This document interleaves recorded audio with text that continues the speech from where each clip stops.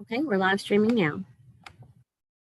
Okay, good morning, everyone. Thanks for joining in this morning virtually.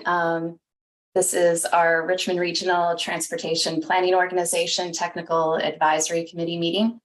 Today's Tuesday, October 11th. Welcome.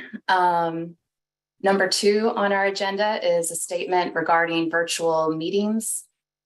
Mr. Parsons, would you like to elaborate? We don't have the statement listed in the agenda anymore. This is something that we had originally used to make sure that there was time available for people to participate, especially in a virtual manner, like the meeting that we're having today. And we are using the Zoom platform. Anyone who is an attendee and not a panelist in this Zoom webinar, there's a Q&A function at the bottom of the screen where questions can be asked, and staff will be monitoring that Q&A box as the meeting progresses. We also have an open public comment period under item 6, so we'll be monitoring that, and we'll let the chair know if there's any public attendees that wish to participate. Thank you, Mr. Parsons. Number 3 on the agenda is roll call and certification of a quorum. Ms. Firestone. Thank you. Give me 1 second. I'm bringing Ms. Russell over, and let's see. Okay, Town of Ashland, Miss Amos. Here. Mr. Tucker. Charles City County, Mr. Mitchell. Here. Thank you. Ms. Russell. She's still over as an attendee, but I do, Ms. Russell, if you can hear me, I do have you marked as present. Chesterfield County, Ms. Smith. Ms. Walker. Goochland County, Mr. Goyne. Here. Mr. Coleman. Thank you. Hanover County, Mr. Vadunez. Here. Mr. Flagg. Henrico County, Chair Smidler. Here. Mr. Yor. New Kent County, Ms. Leduc. Powhatan County, Mr. Shardine. The City of Richmond, Ms. Clark. Mr. Bridewell. Here. Capital Region Airport Commission, Mr. Rutledge. DRPT, Ms. Dubinsky. Here. Thank you. Mr. Wagner. GRTC, Ms. Sink. Ms. Robinson. Here. Plan RVA, Mr. Parsons. Here. Mr. Ariel.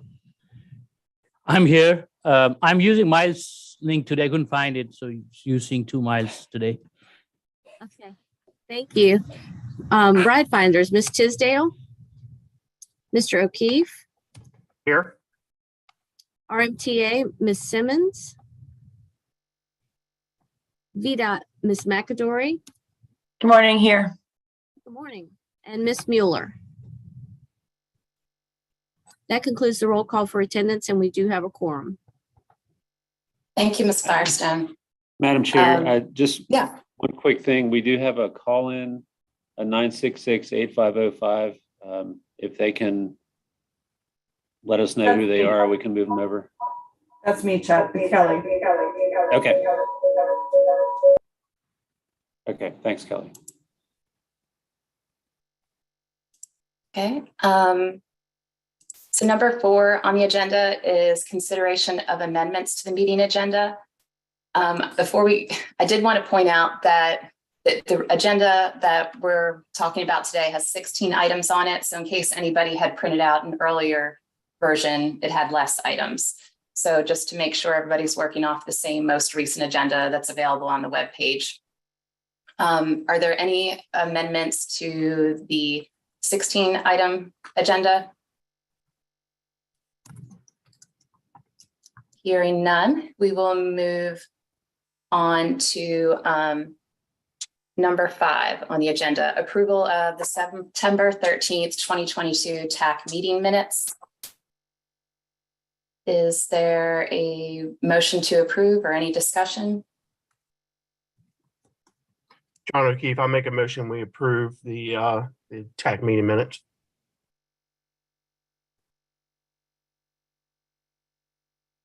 Barb Smith, second.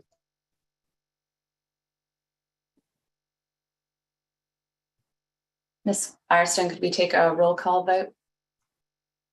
Yes, hold on one second. Sure. Ms. Amos, Aye. Mr. Mitchell, Aye. Ms. Smith, Aye. Mr. Goin, Aye. Mr. Vadunez, Aye. Chair Smidler, Aye. Mr. Bridewell, Aye.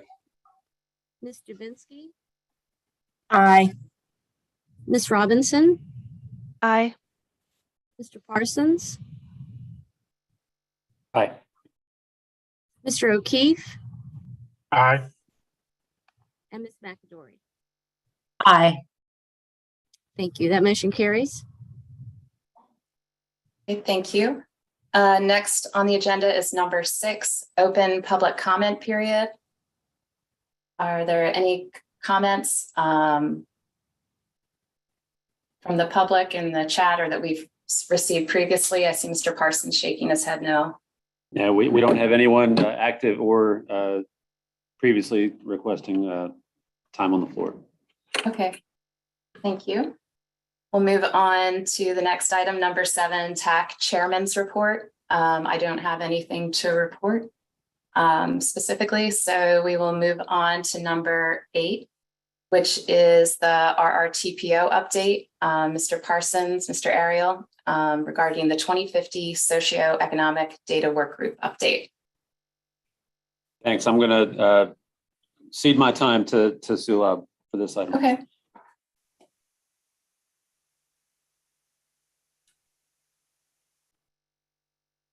Whenever you're ready, Sula.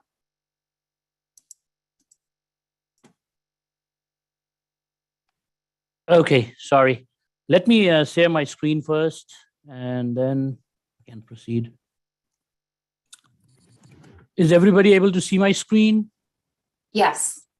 Okay. So as we all know, we are working on updating the socioeconomic data for 2050. As decided, because of COVID implications, we are not changing the base year 2017. We're keeping 2017 as it is. So now the first phase, which is the control totals for population and employment, which are the 2 independent projections which we work on, we developed a procedure for that. And now the numbers have been vetted by the localities as well. So as you can see, from census 2020 to 2050, we can see a lot of growth in all localities except for Charles City County. These numbers were based on Weldon Cooper projections, which is also the official state projections. Locality had a room to play with 10% plus or minus of what the Weldon Cooper provided numbers were. And most of the localities accepted what the Weldon Cooper number was. Charles City was pretty down because it decreased from what it was in 2010 to 2020. So they look at the historic trends. And because of that, as well as a lot of change in the population pyramid structure in Charles City, it was decreasing a lot. So Charles City decided to add 10%, which is the maximum allowed without any documentation. Hanover was 1.5% more based on their comprehensive plan. And then Richmond was 3% above what it was, what the Weldon Cooper number was. Overall, the region's population for 2050 is just 0.75% above what Weldon Cooper projection was. For employment, we didn't have any 2020 numbers because that's what we had decided, because as we all know, from 2017 to 2020, 2021, employment had decreased drastically. So we didn't want to capture that for future. And we are comparing it with the 2017 population. We used a previously established method in which we looked at the actual ground data, which we got from Virginia Employment Commission from base year 2008, which was before the Great Recession, and then 2012, and then 2017, the last base year, and then projected it to 2050, looking at the national and regional trends by the 2-digit NICS codes. So overall, we projected the 20-digit industry sector employment and then added that to locality totals.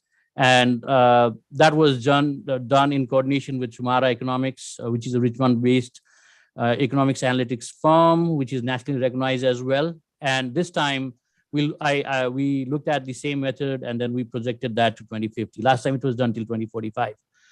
So only catch for the projection which staff provided was that if there is any big employer, and the definition for big was 1,000+ jobs was coming to the locality, and if the localities wanted to add that, they could. If the employment which was projected by us seems to be insufficient. And there were a few cases like that, Legos coming in Chesterfield, Rocky in Goochland, and then CoStar in Richmond. But the only thing which we added as per the locality's request was only for Richmond. Chesterfield and Goochland didn't make any request to add any further employment than which we had already requested. So overall, from 2017 to 2050, 30% employment growth. Similarly, from 2017 to 2050, 34% population growth and employment growth from population growth from census 2020 to 2050. It's a little bit less than 31%. I haven't calculated the annual growth rate yet, but seems like we are heading in the right direction. In comparison, I guess Hampton Roads, the population growth is only between 13 to 17%. So we are way higher than Hampton Roads. So that's all we have. I have now, and once this is already accepted by localities, so staff is now currently working on allocating these employment, the growth into the TAZs, and we are working with the localities to finalize that as well. So once that's done, we'll have a socioeconomic data work group meeting, and then it'll come back to TAC. That's all I have. If anybody has any questions, I'll be happy to answer. Thanks for that info, Sula. Any questions?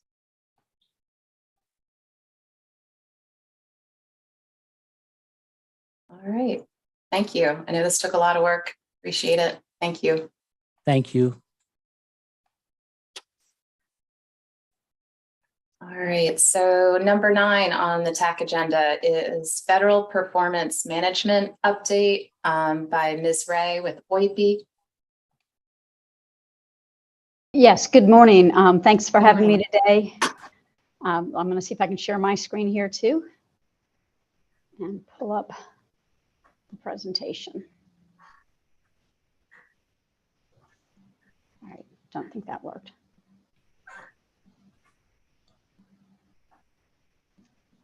Let's see. Sorry, not very good at doing it through Zoom. Margie, if you want me to share it, I can do that. Might need you to, because I'm not seeing where I can pull it up. Sure. All right, thanks, Chet. Apologies for my technical challenges, but yes, good morning. All right, go ahead and go to the next slide, Chet. Thank you. So just trying to give you all an update on requirements for setting targets around a variety of performance measures. First is talk a little bit about the safety performance measures that we have to establish, along with infrastructure condition and system performance targets, and then some of the MPO requirements that revolve around these same issues, and along with some resources. Next slide. And one quick, I should have probably introduced myself a little bit further. So I am with the Office of Intermodal Planning and Investment, And our office is responsible for establishing and working with VDOT and DRPT and working through these federal requirements for performance management. And so we work very closely with VDOT in establishing these highway performance measures that I'm going to talk about today and setting the targets. In Virginia, our Commonwealth Transportation Board has to approve the targets that we adopt for the federal performance measures. So when we talk first about safety, this is something that's done on an annual basis. We also have to work very closely with the Highway Safety Office, which is run through DMV and VDOT, and 3 of the 5 measures, we have to agree on the targets for that. Then there are reporting requirements on an annual basis for DMV to report to NHTSA by June 30th, and VDOT has to report its targets to FHWA by August 31st. And on an annual basis, FHWA makes an annual, what they call an annual determination of the state's progress towards achievement of its targets, or significant progress determination. If we don't make significant progress, generally it results in some additional reporting requirements. And I'll speak to that a little bit more as we go through. Next slide. There are 5 measures that we have to set targets for: the number of fatalities, serious injuries, the rate of fatalities and serious injuries, and then combined the number of non-motorized bicycle and pedestrian fatalities and serious injuries. Next slide.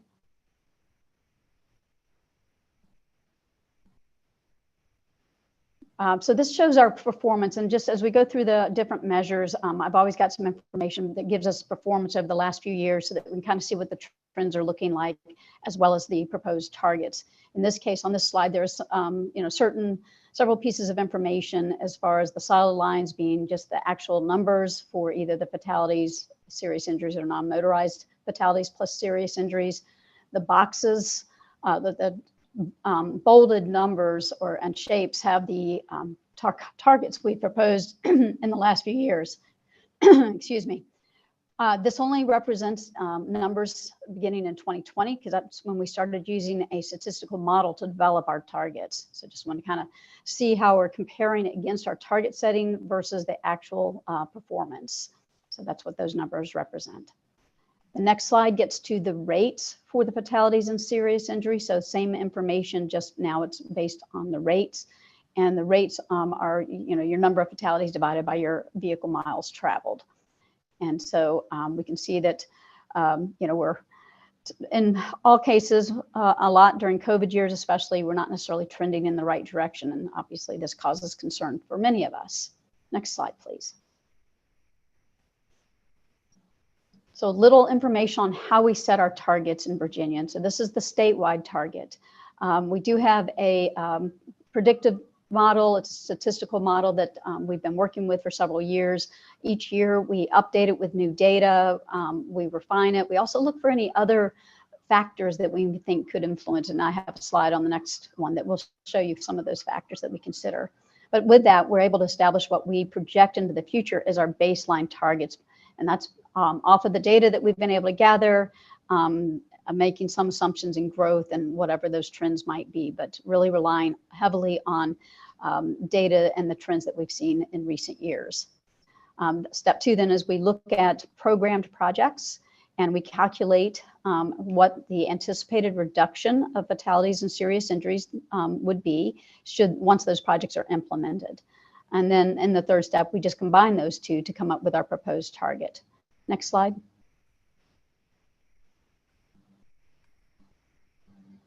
So these, just to give you guys a sense of what goes into the model development for the statistical model. So VMT is the largest driver of that.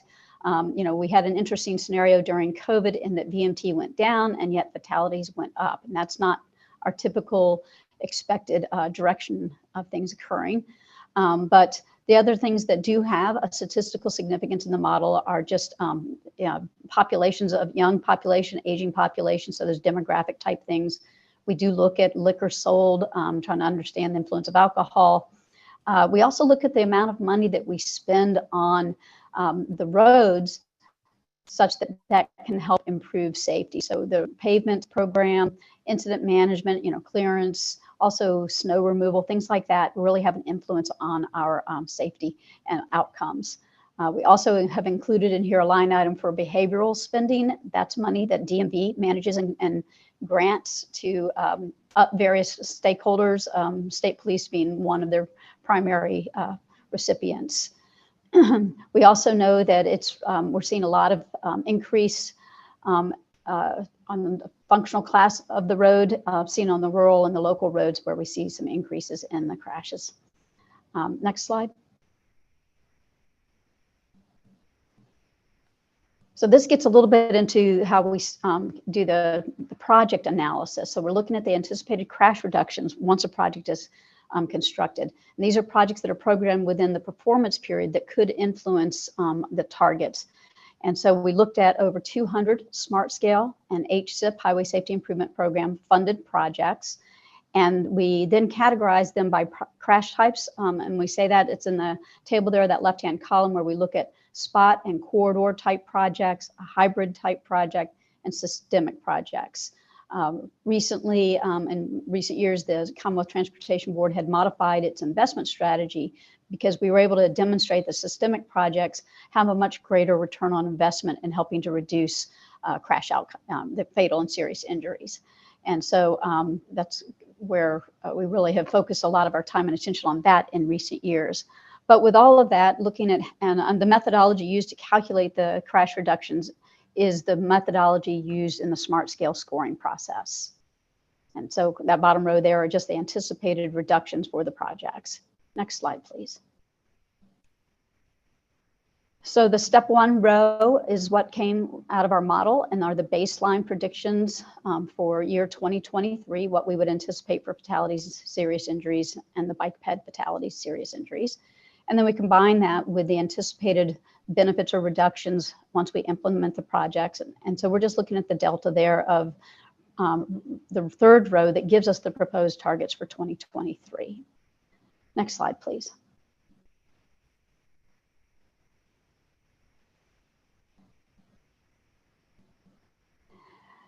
So as you can imagine, and I'm sure you all feel it too, that it's the proposed targets did exceed or show continued increases in fatalities in particular through 2023. And that's a really tough place to be. And there was a lot of debate in our Commonwealth Transportation Board meetings about this. However, they did decide to adopt the targets that came out of the data-driven model, feeling that while they don't like the results that it's showing based off of the current trends and our projections, they agreed that that's what would be submitted to FHWA as our performance targets and to NHTSA. But they also very much had concerns and found that what we're doing isn't really working. Maybe what we're doing is helping to flatten the increase in fatalities, but it's not really changing the direction. And so they adopted what we've described as aspirational safety performance goals. And that's based off of the 2022 to 2026 Strategic Highway Safety Plan to reduce fatalities and serious injuries by 2% per year. They also directed my office, our office, VDOT and DMV to work together and really evaluate and identify actions that can improve safety performance. You know, looking at how those strategies are going to help us achieve those aspirational goals, and then present back to the board with that analysis no later than October. Last month, September, the commissioner, VDOT commissioner, and the DMV deputy director both presented to the board with an update to kind of the investment strategies that both had proposed previously, with modifications to really start looking at addressing where and how we're seeing the crashes and those outcomes. And so they took action in September. So the day after the presentation, they went ahead and took action to adopt those strategies. I anticipate that at the October or December meeting, a list of some additional projects or work will be presented to the board for adoption. Some of the key change to the VDOT proposed approach with the investment strategy was accelerating some of the systemic treatments that are underway. We had some additional funding, and then also starting to look at spot improvement projects again, because they had put those on hold for a couple of years while we focused on the systemic treatments. There's also funding available now for the localities, but still focused on the systemic type treatments. And so that is hopefully going to be, they would like to be kicking all of that work off by January. As far as DMV programs, they kind of narrowed some scope of work that they had been looking at to kind of increase the funding in certain buckets.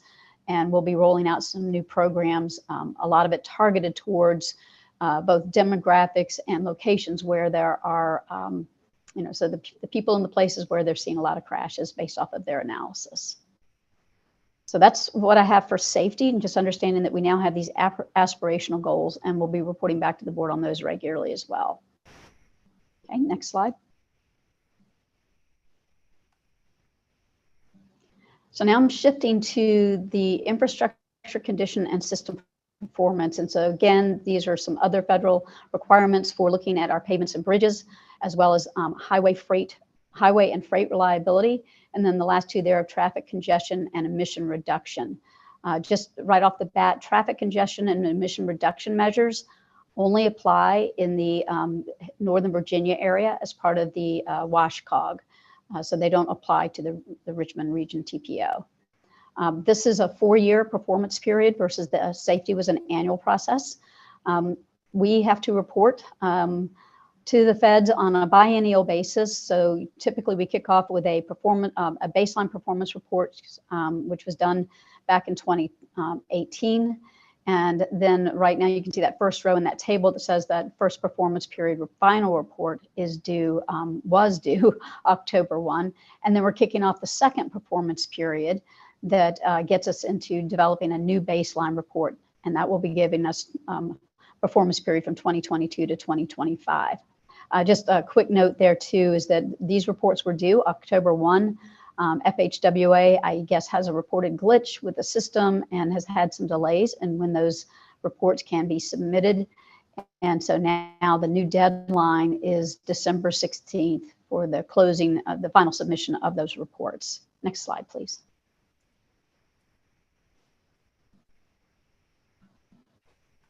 So I mentioned this a little bit just as far as during this 4-year performance period, we have to develop 2- and 4-year targets for each of the measures. That baseline report just establishes the baseline conditions, the targets, and our strategies to achieve those targets. There is a midterm performance report, which is just providing us the opportunity to update them, but it also gives us an opportunity to adjust our 4-year target if there's something that we've observed, something's changed that we can change our targets. And then this final performance report, which looks at the actual trends, the actual performance, our strategies. Did our strategies work that we had projected? So just reporting out on that after 4 years. Next slide. So these are the measures we use for the pavement and bridges, starting just bridges in good and poor condition. This is the National Bridge Inventory bridges. So these are things that are larger than 20 feet on the national highway system. And then the pavements in good and poor condition on the interstate and the non-interstate and national highway system. So the national highway system are really your major roads, interstates in Virginia. But in Virginia, that only represents about 13% of the VDOT maintained roads for pavements and about 18% of the bridge inventory that VDOT maintains.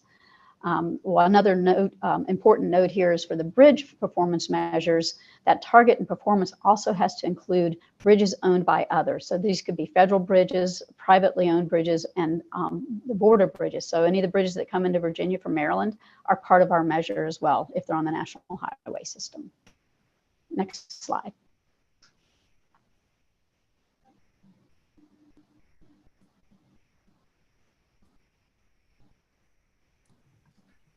Bit of a lag here.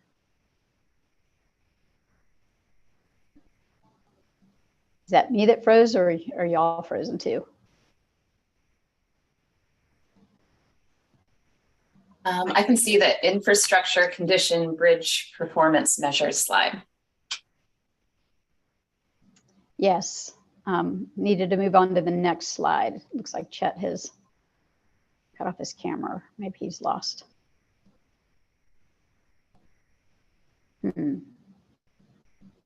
I just moved it to federal bridge target setting approach.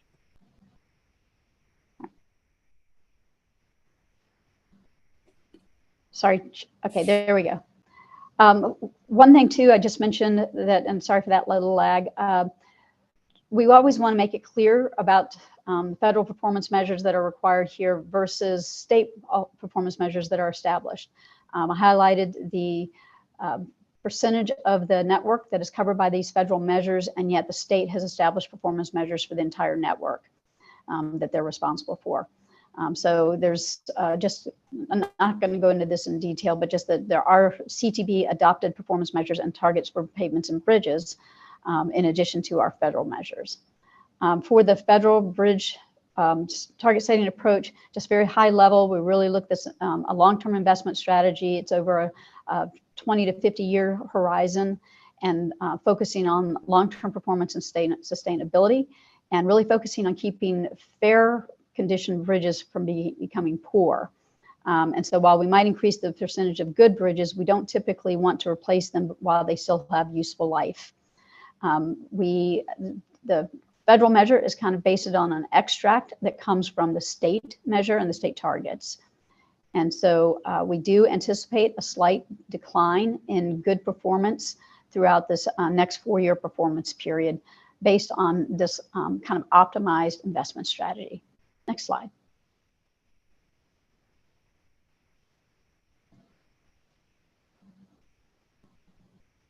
So the next slide is going to include the 4-year performance data, and my slide's still not advancing. Looking at slide 17, or need to look at 17. Okay, I'm seeing 17 on my screen. Okay, wonder if I cut off my camera, if that will help. Yeah, maybe Okay. try that. Yeah, let me see, because I'm definitely experiencing a lag. All right, I've got a hard copy here. I'll talk to it since you all see. There it is. So just the 3 rows gives us the good condition, fair. We wanted to represent 100% of the structures that are included in on the national highway system. And then the bottom row are the ones that are in poor condition. The first couple columns are the first performance period targets. And then from 2017 through 2021, you can see the actual performance. 2017 was the baseline year against which we're comparing. You can see in red the good condition bridges. We don't anticipate meeting the targets there. We were anticipating a little bit of a decline, a little bit hard to estimate the good performance, but we are doing well on the poor condition as far as what we anticipated. The 2 and 4 year targets for the next performance period through 2025 do show more of a decline in the good performance, while we continue to focus on keeping fair bridges from moving into the poor. Next slide.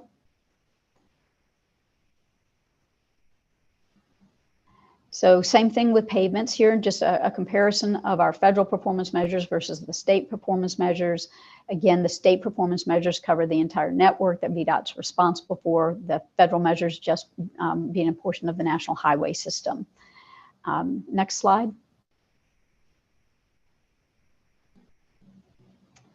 So our investment strategy, again, is focused on long-term performance. They did a 20-year look ahead, trying to optimize the investment strategies, and then predicting that performance based on the statewide measures, again, correlating it to the performance on the federal portion of the network.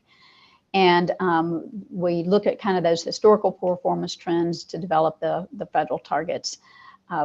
This approach is expected to continue to improve and maintain the full network, VDOT network. So we still see very strong performance, though, on the federal portion of the network, represented in the next slide. And so this next slide is laid out the same as before, in that you can see what were the targets for that first performance period, the annual performance from 2017 to 2021, and then our 2 and 4 year targets that have been established for the 2023 and 2025 year horizons. And in this case, we're seeing that our poor condition on the pavements has improved through time, and our pavements in good condition are relatively flat across the 4 years of the performance period. So again, as expected, and the performance looks good. Next slide.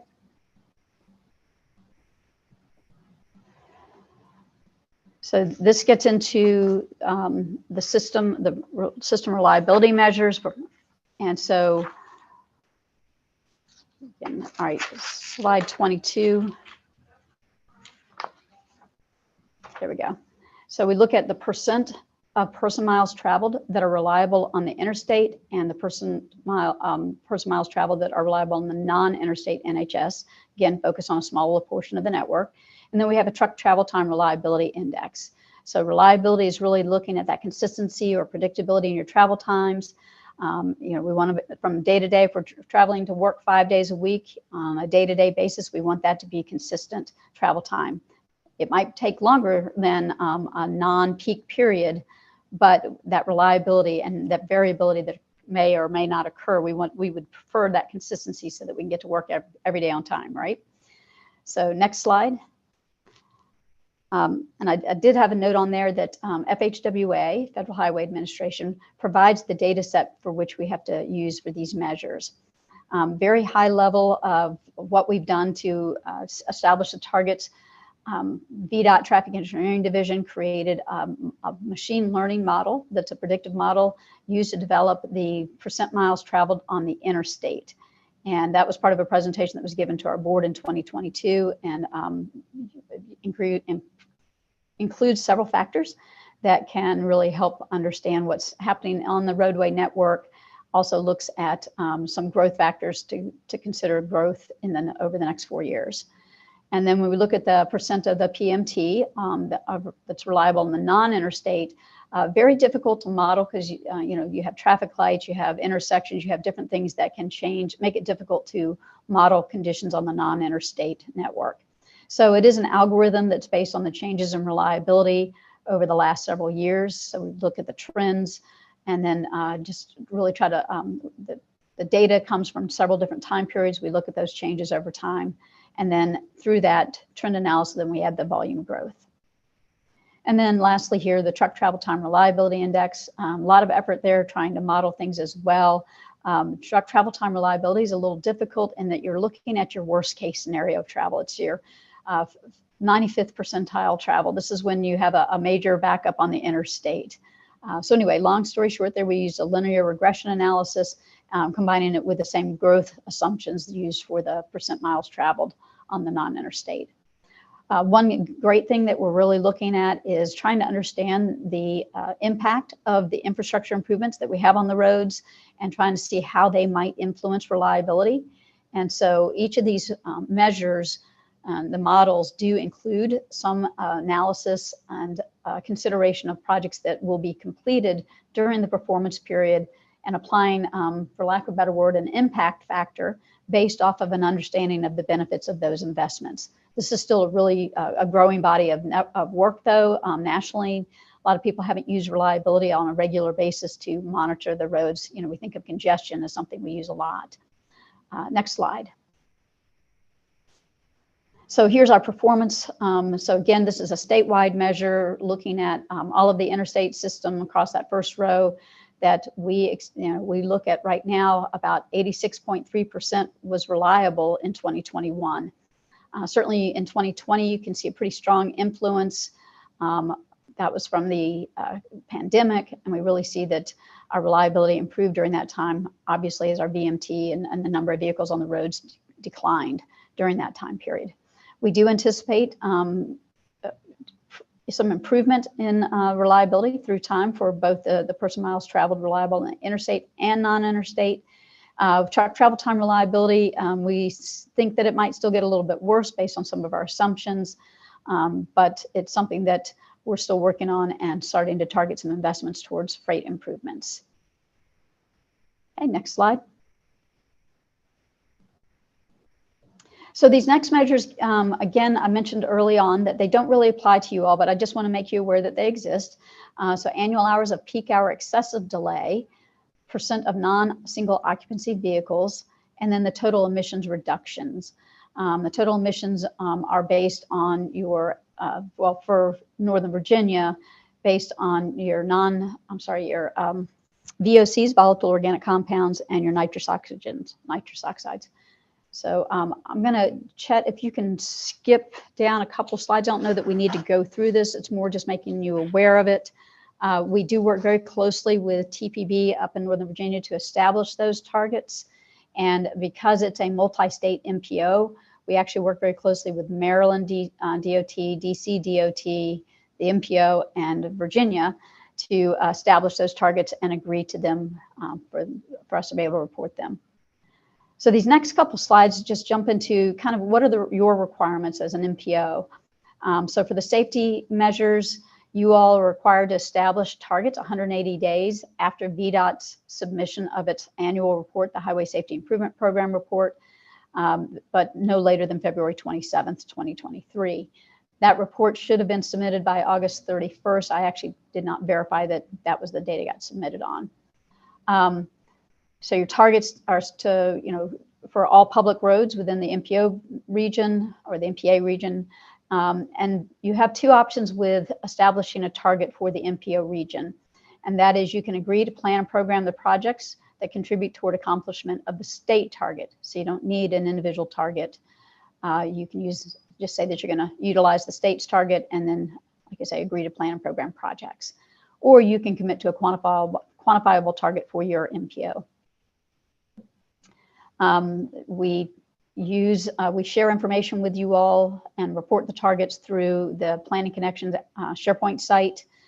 VDOT is very helpful here in that they provide an Excel-based tool for the calculation of the safety performance targets by MPO. Development of that tool has been delayed a bit this year. Part of it's some changes in the methodology used to calculate the VMT, the vehicle miles traveled. But then also you all have had some changes in the Richmond region boundary, the TPO boundary. And so Traffic Engineering Division at VDOT, they're having to go back and look at 10 to 15 years of crash data and the VMT data within that new boundary so that they can develop trends of a 5-year average, which is required by FHWA. So we think that that should be done in 2 to 3 weeks. So we'll be able to give that to you all shortly. Next slide. On the other performance measures, the MPOs are only required to establish 4-year targets. And as I said earlier, the state has to establish 2 and 4-year targets. So that's also 180 days after the state establishes its targets. I am trying to get confirmation from FHWA as far as when that clock starts ticking. I anticipate that it's when VDOT has to submit that federal report on December 16th, that's the 180-day clock. You don't have to wait for that, but that's just when it would have to be done. So I will be updating you all once I have that information.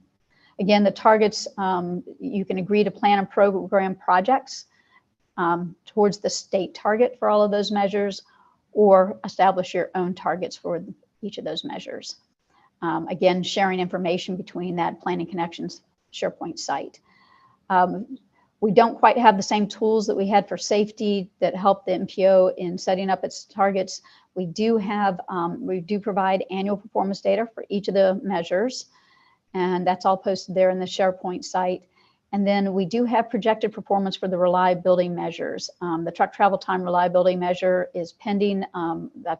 They're working on that right now to be able to give MPO specific projections of performance for the 2025 calendar year.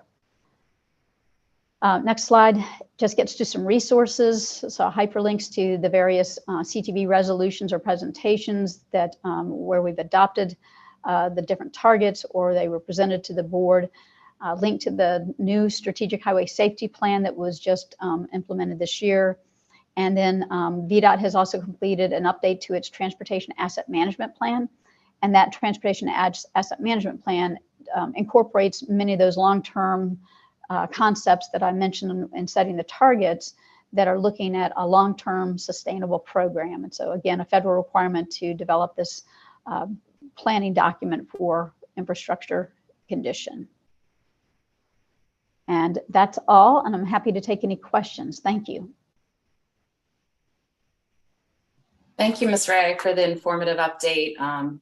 Definitely improving safety is important to our region and the state, and improving air quality and the infrastructure. So yeah, I appreciate your time and update. And I was wondering, Chet or Ms. Firestone, if we could upload that presentation to the webpage just so we had access to the links. Joe, did you have any input? I do. That was a great presentation. There was really a ton of really good information. I could ask a bunch of questions, but I want to ask about driver behavior and how that it really factors into all of this, because I believe that driver behavior has the greatest influence on these outcomes that we're talking about. So in other words, if everybody drove sober and wore their seat belt and obeyed the speed limit and put their phone down, I would submit we would see dramatic reductions. And it's really no secret either that there is a real shortage in law enforcement personnel. From the state police on down to the local level, there are not enough police officers and troopers available. You rarely see them on the highway, and I think everything that we're doing in terms of infrastructure is appropriate, and I agree with that. But changing behavior and is really, how is that being addressed and how is that factored in? And are we being, the highway professionals, are we being kind of penalized for something that is really outside the bounds of our control? Those are great questions and comments. So a couple of things. One is one of the links I included in the resources page is a link to the CTB presentation that the VDOT commissioner and the deputy commissioner from DMV gave to the Commonwealth Transportation Board in September. I actually would encourage listening to the recording because I think it's the dialogue and the discussion after the presentation that is really most insightful and really hits on some of the points you just made. DMV has reassessed its behavioral program, or really its behavioral spending, and where it had anticipated sending some grant money. And one of their challenges is exactly what you talked about, is they would love to give more money for enforcement to law enforcement, and yet law enforcement is kind of tapped out. So there's some challenges in being able to grant them more money for enforcement when in fact they don't have the resources. So I know there's state police is a big partner in all of this, and so they've been working with them and identifying where they really can best use the funding. Then they do a lot of kind of like marketing campaigns or enforcement campaigns targeting some of those behaviors you identified. They've done a lot of analysis looking at what are those demographics, what are the causes, what are the, where are they occurring? And so one of the things too that we often note is that a lot of these fatalities and serious injuries are occurring off the interstate network.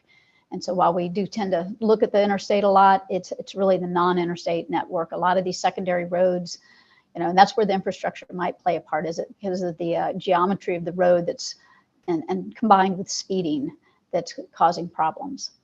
Speeds have increased tremendously, or speed-related crashes have increased tremendously throughout the COVID period. Definitely have seen an increase in some of those risk behaviors. So long-winded response to say that DMV is responsible for the behavioral side, and they've looked at it very diligently, trying to use the data to help define and describe where they think they can best invest in things. Thank you. Thank you. Thank you. I see Chet had his hand raised first, and then Barb. Yeah, thanks, Madam Chair. Margie, I think it's a little bit of a follow-on to Joe's question. The orange table that was in the presentation about the prediction model factors for the safety performance measures, there are a number of factors listed there, including the behavioral program spending. Do you know, is there any particular weighting for each of these factors? Like, are some of those considered more significant than others, or is that change depending on which model you're looking at? It does. It is 3 different models, and so it does change. And so I have to, and they can't, like, I've asked this question of Stephen Reed's team before. So they can't say, okay, this one affects it by 20% or something like that. They can definitely tell you, which ones have the greatest or lowest impact. That's where I highlighted that VMT is still one of the highest impacts, usually by a pretty significant margin. So you saw how we take the projects and look at the estimated benefits for those and subtract them kind of from the model, since those projects aren't in the model when we're looking at the data. So we can do that to some degree with the behavioral programs rather than using, right now we're using the behavioral spending as proxy, because there are studies that show what's an anticipated benefit of a behavioral program like Click It or Ticket. You know, there is an estimated benefit that comes with that. But one of the challenges you have is sometimes they don't last that long. You know, the benefits of a behavioral program aren't forever. Whereas an infrastructure project will tend to have a little bit longer life to it. That's not the right word, but so hopefully that answered that question.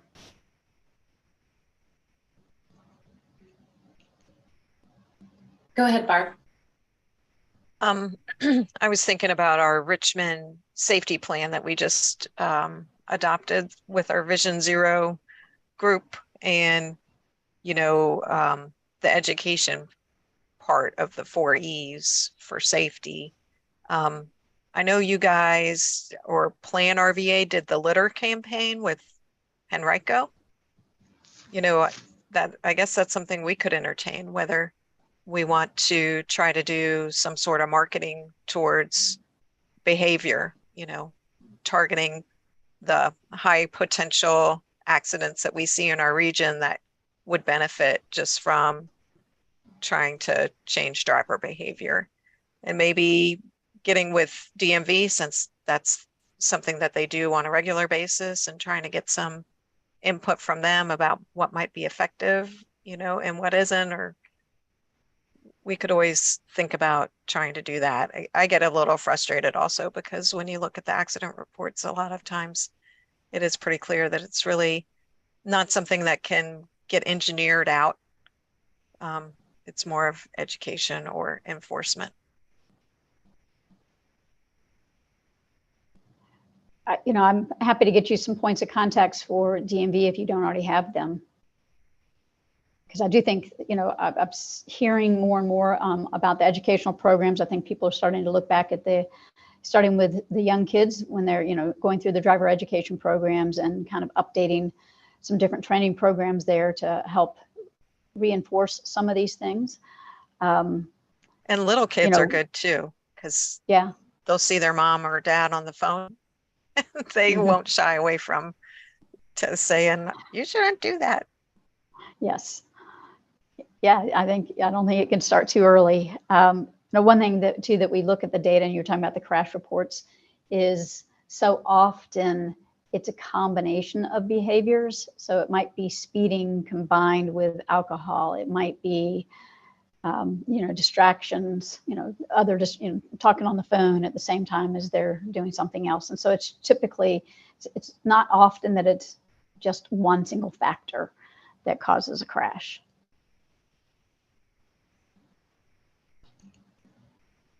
Well, we appreciate your time today, Margie, and the discussions. So thank you.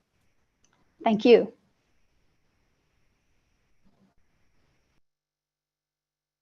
See, so next on the agenda is number 10, RSTP CMAC existing project requests. This is an action item. And Mr. Bushing, please go ahead.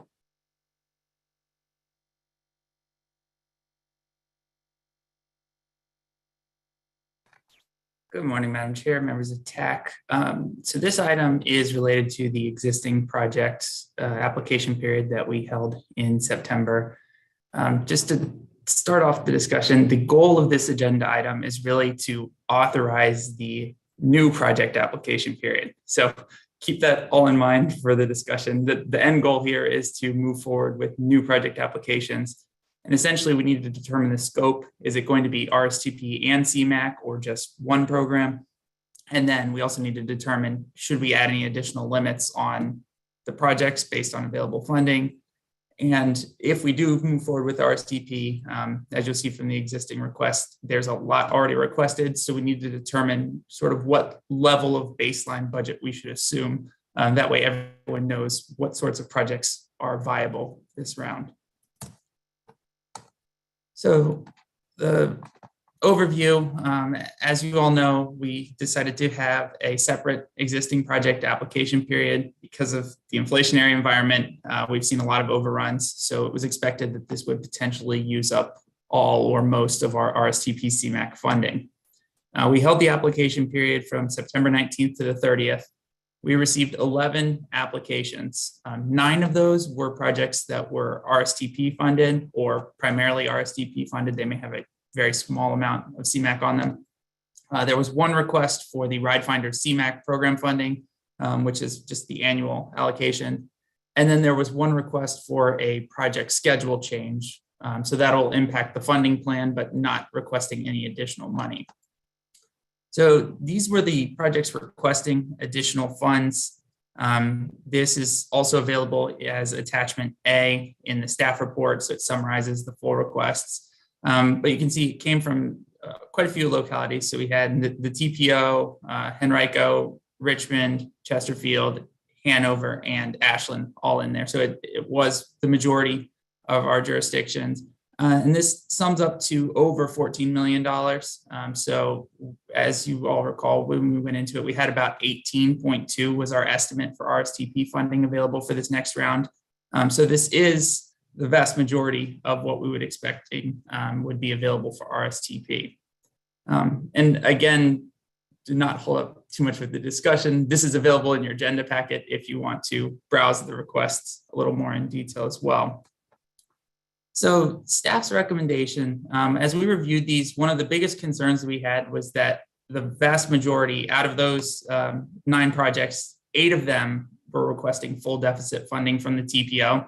So there was no locality commitment to covering any portion of that deficit. The other portion of that is a lot of those applications, the majority, again, had not even sought funding anywhere else or even attempted to find another source of funding.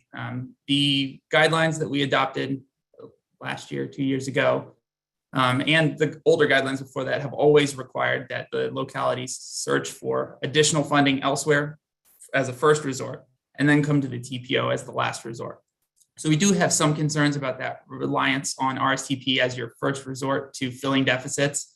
And we felt that that would be an appropriate part of this discussion in terms of how much RSTP we want to tentatively pencil in on the front end. For CMAQ, we think there's sufficient funding. None of the requests, the only request came in was one that was expected and already programmed in our estimate of the 7 million available. So there's no impact to the CMAQ program.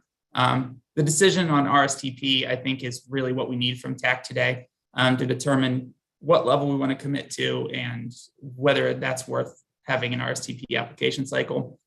The other big piece of it is if we do only hold CMAQ, staff would recommend that we consider limiting the number of applications, or if we only have a small amount of RSTP. The larger localities are able to submit 10 applications per the guideline. If we're all competing for a couple $1 million, it probably doesn't make sense to have 40 applications out there for a very small pot. So TAC may wish to consider limiting those applications further, and that's something that is within your purview as well. So the other piece of this is staff did an analysis last week, and it's the second part of the attachment, so attachment B, which was added to the agenda packet. And what we looked at was really how much funding was requested, how much was the total deficit, what's been the TPO's previous commitment, and is there additional funding that could be used? There were 2 projects, the Ashland project on Route 1 and the TPO's project where there's no access to CVTA funding. It seems reasonable that the TPO would continue to fully fund the projects that we've largely funded. For Hanover's project on 360, Hanover's application indicated they did have CVTA funding on that they could use, but they were already providing substantial match. So that was kind of a special case where they could provide the funding, but I think TAC may wish to consider the fact that they were already committed to picking up half of it, of the deficit. The other projects were mostly smaller deficits, a couple $100,000 for the most part, which could very easily be picked up by CVTA funding that is available to the larger localities. So that was where we wanted to bring this into the discussion. Again, going back to the guidelines and the framework that says that the locality should pick up the expenses for deficits first, and have just a broader discussion about CVTA funding, how that fits into the TPO's funding program, and also just the general idea of committing to existing projects first before moving on to new projects, and whether that should be applied down to locality funding as well. So that was kind of, this is a broad category of discussion, but we wanted to open this all up so that TAC can make the best decision on how to move forward here. There were also 2 additional projects where we didn't have any sort of recommendation, and there are 2 of the legacy projects in the city of Richmond, Commerce Road and Jenk Road. As you all know, these projects have been around for several decades in various forms, and the costs have increased just like everything else right now. And in particular, Commerce Road has seen very rapid increases over the past several years with their requests. So we wanted to bring these up for discussion. I know we don't have as clear of a recommendation as we normally would have of yes or no on everything. But the idea here was to put out the staff position based on the framework, give you the full request, and then allow TAC to make a decision of what level we want to commit to. And again, this is all a tentative level right now until we get to an allocations plan. This is not finalized, so we can always go back and relook at it. But the idea is we need some sort of number moving forward into the application cycle. So the action requested, there's 3 sort of pieces to the motion. That's the draft motion that's in your packet. So the first is a required piece that is authorizing opening the new project application cycle for whichever program, RSTP and CMAQ or just CMAQ. The second is a clause to limit the number of applications per sponsor. So if we decide to go under the 10, you can pick a number, and that we kind of just bracketed it in at 3, but whatever number TAC decides on. And then the third is the recommendation for the RSTP existing projects. This is optional. If we're not moving forward with an RSTP application process, we don't need to make this decision today. But the idea is if we do want to move it forward with RSTP, we need to have some sort of baseline. So this would be, are we committing to the levels as requested? Are we committing to the staff recommendation, or a third option that TAC winds up coming up with through the discussion? So this is the action. So as you can see, authorizing the new project application window, limiting requests, and then recommend funding to existing projects based on one of the options.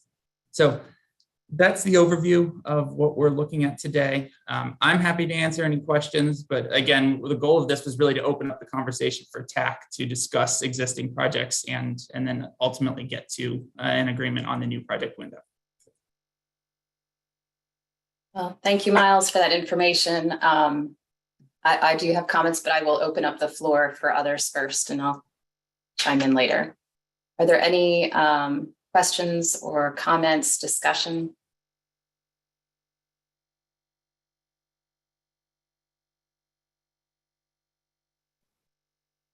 Sharon, I have a question. Sure, please go ahead. Which of these projects are smart scale projects? I know one of Henrico's which is on North Parham Road sidewalk and signal. So we have other funding on that. And obviously that first one, the 360. Yeah, and that's a little bit misleading because there's probably every funding source known to man on that, including smart scale. It is the smallest proportion of funding, or smaller proportion, is smart scale. Okay. So, I know everyone's just been through the exercise with VDOT on reviewing smart scale projects that are close to advertisement. Is North Parham close to advertisement? No, they're refining the design. We've been trying to cut the scope. VDOT is administering that one for us. So still under design. Okay. Yeah, I was hoping that they were, and that at the October CTB meeting, we might hear if there were more, if more smart scale money was coming to the project. Do you think that might be a potential for 360, Joe? I'm sorry, the smart scale, is that what Yeah. you're saying? Mhm. No, I don't think so. We've already bid the project. We're poised to award it at the end of the month. And I just don't see that as an option. One of the things about this particular project is I submitted the request at the last minute. We are prepared to fully fund it. The deficit bid came in about 30% over the engineer's estimate, but we were able to justify an award. But in light of other localities putting a request, we didn't want to be left out of the discussion. So we submitted this request, and kind of our thinking was that, I always like having some skin in the game, and a 50-50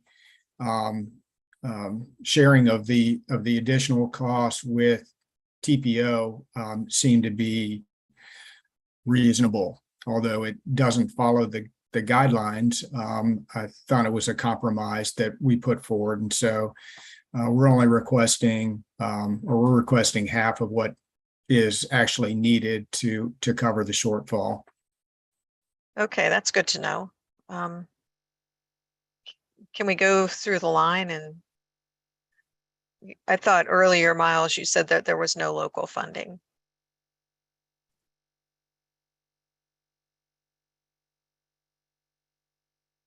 Sorry, trying to unmute here.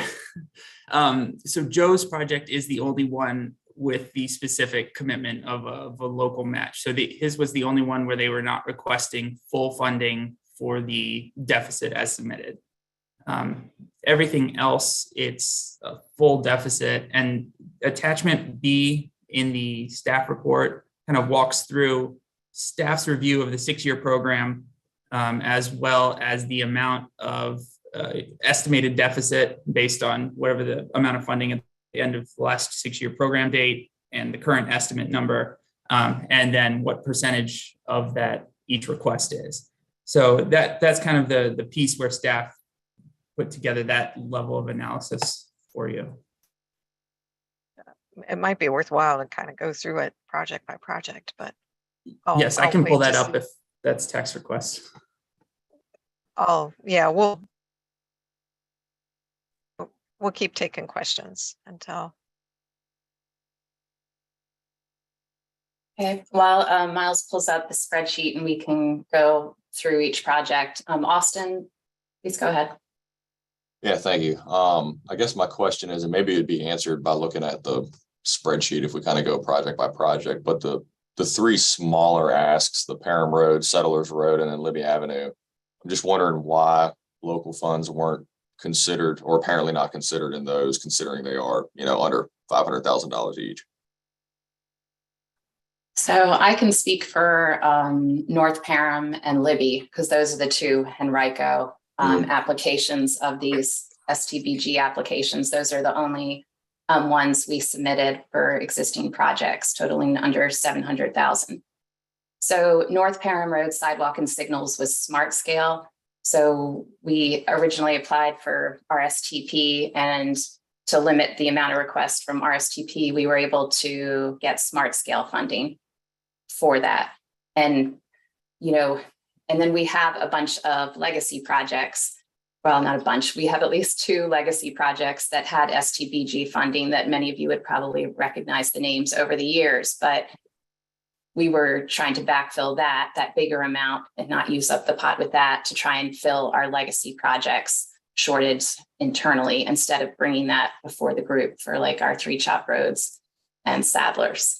So we were trying to be reasonable in our request, and a lot of our CVTA local funding has technically been allocated, but so that was, that's kind of what Henrico's thinking was. I guess early Settlers Road, is that Barb or Austin? Go ahead. Yeah, I was just going to say, so just so I'm understanding, you've got a pot of local funds and you're using those on bigger deficits that have TPO money involved to not come with a larger ask now. Is that how I understand? Yes. Okay. So for early settlers, our request is really relatively small and is reflective of what we're seeing with bids coming in, just and inflation. We've got our CVTA local money programmed, just like a lot of localities do. So it's already going towards active projects. Because it's a sidewalk project also, it doesn't qualify for cash proffers, transportation cash proffers in our locality. So that's the reason for our request. Yeah, I think with, at least from Goochland County standpoint, that CVTA local funds, and it sounds like there's agreement that this is kind of the purpose of CVTA local funds, is to fund kind of smaller deficits. I mean, we certainly don't get what Chesterfield and Henrico get on a monthly basis. I understand if most of it's tied up, because we have a lot of ours tied up or planning to be tied up in the very near future. Especially with like 100,000, I was just hoping that, another month or two you'd be able to pull that 100,000 out of your next month's allocation rather than out of the TPO. I know you're not going to feel it. We program our money just like you would with a 6-year plan. Gotcha. So we don't just wait for a check to come in. It's programmed to develop projects that have high cost estimates. So in my experience, and granted, there are those who've served on TPO much longer than I have and have more experience, but my understanding, the policy always was, that we try to, for existing projects, we try to fill with existing RSTP or CMAQ funds where we can before we move on to awarding new ones. So, and I know there's a limit to that, but that was, and I know that's why we're discussing this today, but that kind of was my understanding and what we've done in the past. And Madam Chair, if I may add something else, I guess Please. A little bit more by way of background on staff's approach with this. I know it feels a lot like we're just saying no to everyone here, but our approach in doing this analysis is also related to the policy board action last year to approve the Rstp CMAQ allocations plan. At that meeting, we were given a directive to essentially reduce the number of overruns and cost increases that are coming back through the TPO's program. So we are looking a little more strictly at availability of local funds and the opportunity for these deficits to be funded elsewhere. So that's a little bit of background on how staff came to this position. But the idea is that we wanted to just open up the discussion and let TAC work through this, because I know you're all programming your own funds as well. So sort of slotting in, how does this all fit with this new revenue source? Miles, refresh me. What is the total request for Stbg, and what is the available balance or pot to be distributed? Does the request, is it over or under the available funds? It's under. So our total estimate was about 18.2 million. And the total request was about 14.1. So we would have a little bit extra, and that is already accounting for all of our normal reserves and percentages that we commit to projects versus holding back. So that it would still leave us about $4 million available. So just Hanover's perspective, and just like other localities, Barb mentioned it, we actually have it's a 10-year funding program, and we do have a line item at the very end, a cash reserve, if you will, just for these very instances. And so we do program out 10 years, but we also maintain a balance. So, I would imagine others probably have done the same. So I would think that there is some funding available to cover these local funding available, but I don't know that as fact. I just like the idea of, if we are going to go down this path, because it is difficult. I think it really kind of almost on the honor system here to stipulate that there are no local funds available. Okay, what does that actually mean? So I like the cost sharing approach, and that was the approach that we put forward. Everybody has a little bit of skin in the game.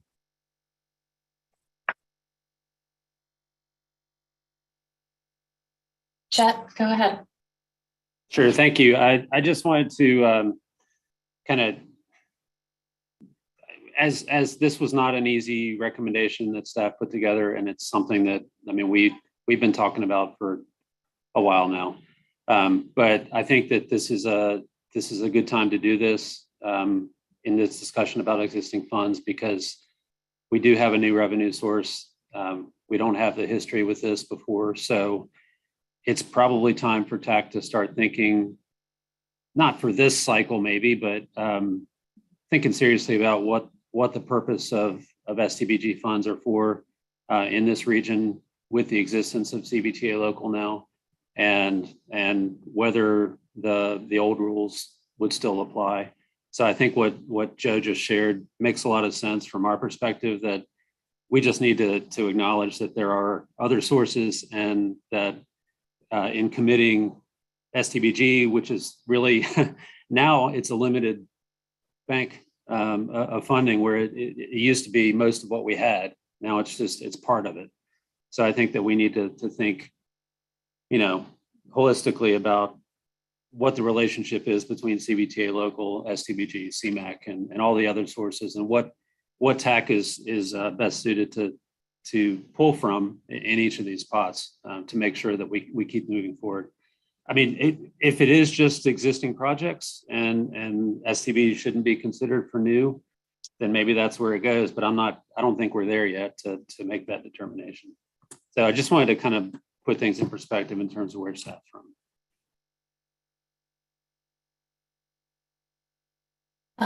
Miles, did you have the spreadsheet, or I guess, yeah, I just kind of wanted to see which jurisdictions, Commerce and Jenk and Deepwater Terminal, are the city of Richmond, and is Chesterfield's only application Early Settlers Road?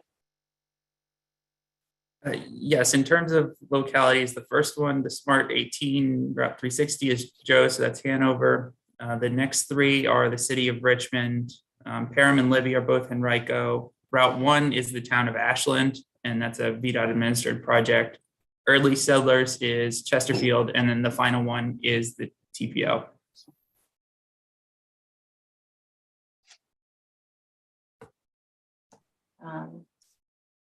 Does the city of Richmond have any comments or input? Travis?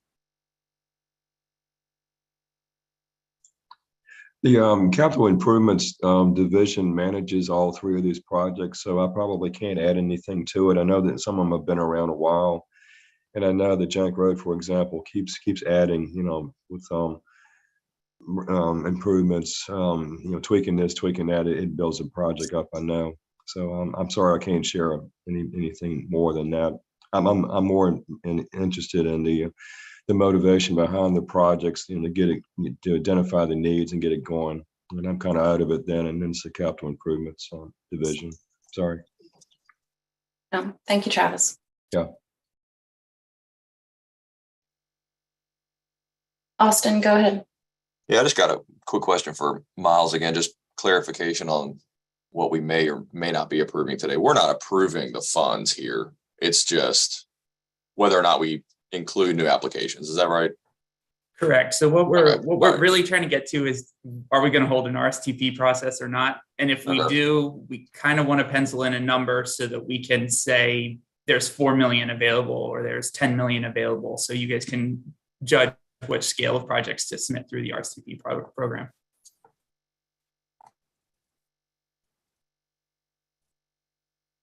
So from what I'm hearing, if we if the TAC did decide to approve the existing projects, there is $18 million, I'm rounding, $18 million available.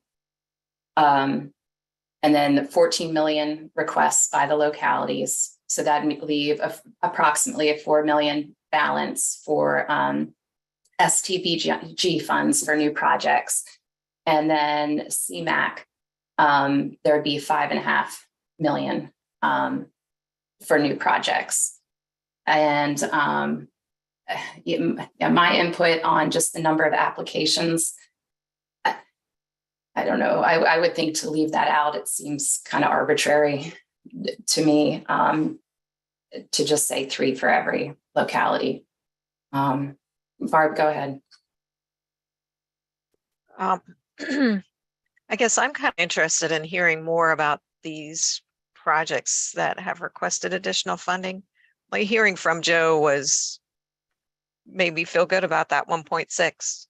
So if I knew the backstory on Commerce, you know, which I think I do, it's pretty far along, right? It's been advertised.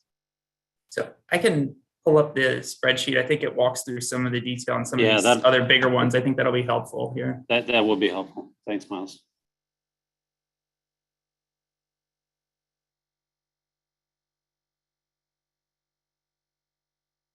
Okay, so we already went through Joe's. So for Commerce, this one, the latest estimate provided was 33, and they're not looking to start construction until next summer now. So a little bit of background, if you all remember back in either December or January, the TPO took action to award an additional $3 million to this project. And ultimately that didn't wind up being enough. So the process has been pushed back. They have to get reauthorization. It's pushed out another year. So this has had a lot of cost increases over the past few years. So for the FY19 6-year program, it was a $14.5 million project, and we're now up to a $33 million project from the latest estimate. And based on review of the VDOT dashboard, that doesn't quite match what's in the dashboard either. So there's a little bit of a complicating factor for the staff analysis in terms of which estimate is right. And is it the one that VDOT has in the system? Is it the latest one submitted from the locality? So it's hard to get a clean answer on that. But the idea is this one would be under construction hopefully next summer. But we've already seen delays on that end, and it does require reauthorization. Do you know if this is a good shovel-ready kind of project to get some federal money on? Has a grant application been submitted for this? No, this one, there was no additional applications requested. So this one was just looking for TPO funding to fill the deficit. So on the spreadsheet, it says yes, but it's no. So if you look in the spreadsheets, and I may not have left the comments in there, but if you look on that one, the previous requests were Rstp funding. And so it kind of specifies what funding was sought in a lot of cases where even if it does say yes, the funding was the TPO's funding, or so that's kind of where we're at on those. Is there wasn't really another funding source outside of ours, or there's not a current application out for this particular deficit. Other funding has been sought previously. So staff had to interpret the applications to some extent to see whether it was covering this deficit or a previous request for some other deficit.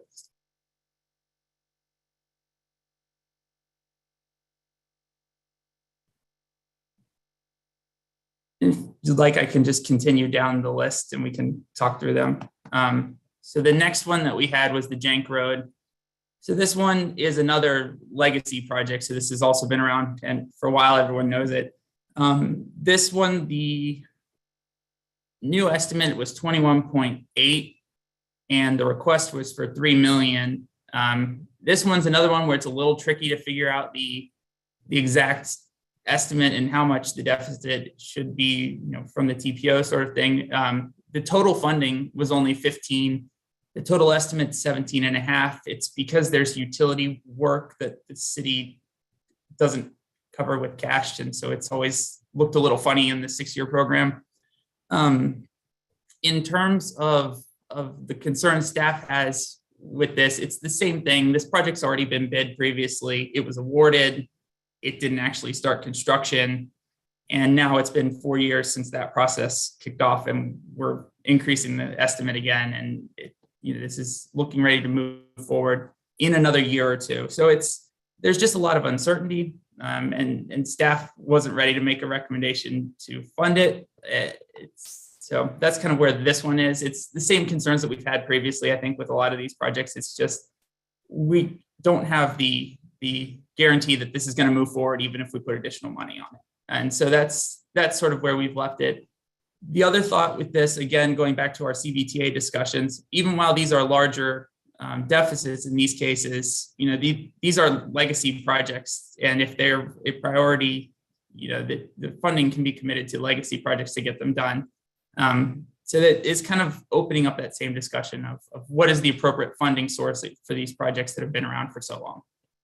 So it seems like if the funding that they have on hand is 15 and the new estimate's 21, there's a shortfall of 6 and they're only asking for half. So again, that leads to the question of what is the actual deficit? So that it was 15 and then there were 17. So is it 4? Is it 6? Staff isn't able to give a clean answer on those. And it's just because the estimates have always been a little messy on this project. This is, again, one that we could fund. It's been around for a long time. It's just we weren't comfortable making a recommendation one way or another on this project. Yeah, it definitely would have been helpful to have the city here to answer some of those questions, because it does seem odd that you have a project that was bid and awarded but didn't go to construction. I don't really understand that, but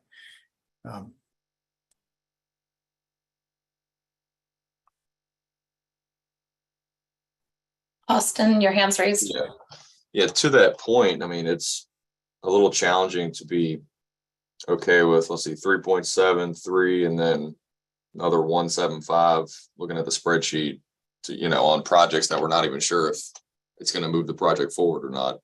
I think some more detail from the city would be very helpful on these, especially before the policy board votes. And as I mentioned before, this isn't the final action on these until we get an allocations plan in the spring. All of this is just penciled in. So we can go back and get additional information to support it. This will come back to TAC. The existing projects are scheduled to come back to TAC in January. So that would be the time to actually flesh out the allocations program. This is just, again, trying to get to a tentative number to move forward with Rstp for the year. Deepwater terminal, this one's a little more straightforward. This one, it's a 7.4 million was available on the project previously from the 6-year program, including local funds. The TPO had funded the majority of the estimate, and then there was additional funding on here through revenue sharing, I believe it was. The new estimate is 7.8. So our calculated deficit is just over 400,000, but the request is 1.7. And again, this has revenue sharing based on the 6-year program. So we weren't sure the intent here was to replace revenue sharing funds with TPO dollars, which seems to be the case. So if it's only a $400,000 deficit, that seems reasonable to cover through the CBTA program. And that was our recommendation on this project. Hey, Miles. Yes, Barb. In the framework document, is there something that talks about, if you're requesting 10% or 20%, if the estimate increases within some percentage, we're going to consider it one way, but if it's above that, we're going to do something. Yes, so up to 10% tax decision is final on all of these items. So when we bring you the allocations program in January and we're actually approving these amounts, TAC would have the final say sort of on those numbers. For the increases above that, it requires the normal two-step TAC recommendation, policy board final approval.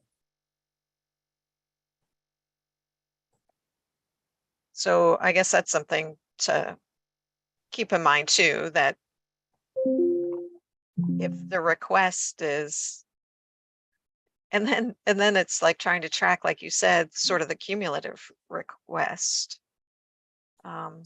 So we've done work over the past year to go back through and catalog all of the applications, get the original baseline estimates, and then determine where they're at now. So we can piece together that level of information as needed. We didn't provide it here, but we do have that information, and it kind of gives you the history of cost increases over the life of the project. So for this particular project, the original estimate is 5.5. That was last year's estimate. So that was when we put together the 6-year program last year. Okay. And they've not requested any more money on this project ever. Is that true? No. So I can pull up the information if that's helpful on this one as well. I was trying to say, it looks like they're under 10%. So that's not much.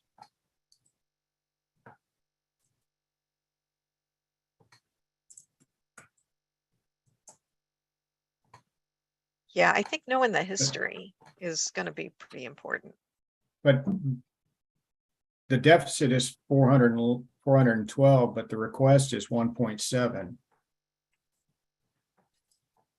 Yes, that's correct. So the deficit is staff's calculation, and basically the way we went about identifying the deficit was to take the 6-year program at the end, when adopted this summer, look at the total funding, which in a lot of cases was beyond the project estimate. So for example, in Joe, in your case, the 13551, you had a no post on there, which wound up just moving into the new deficit as it increased.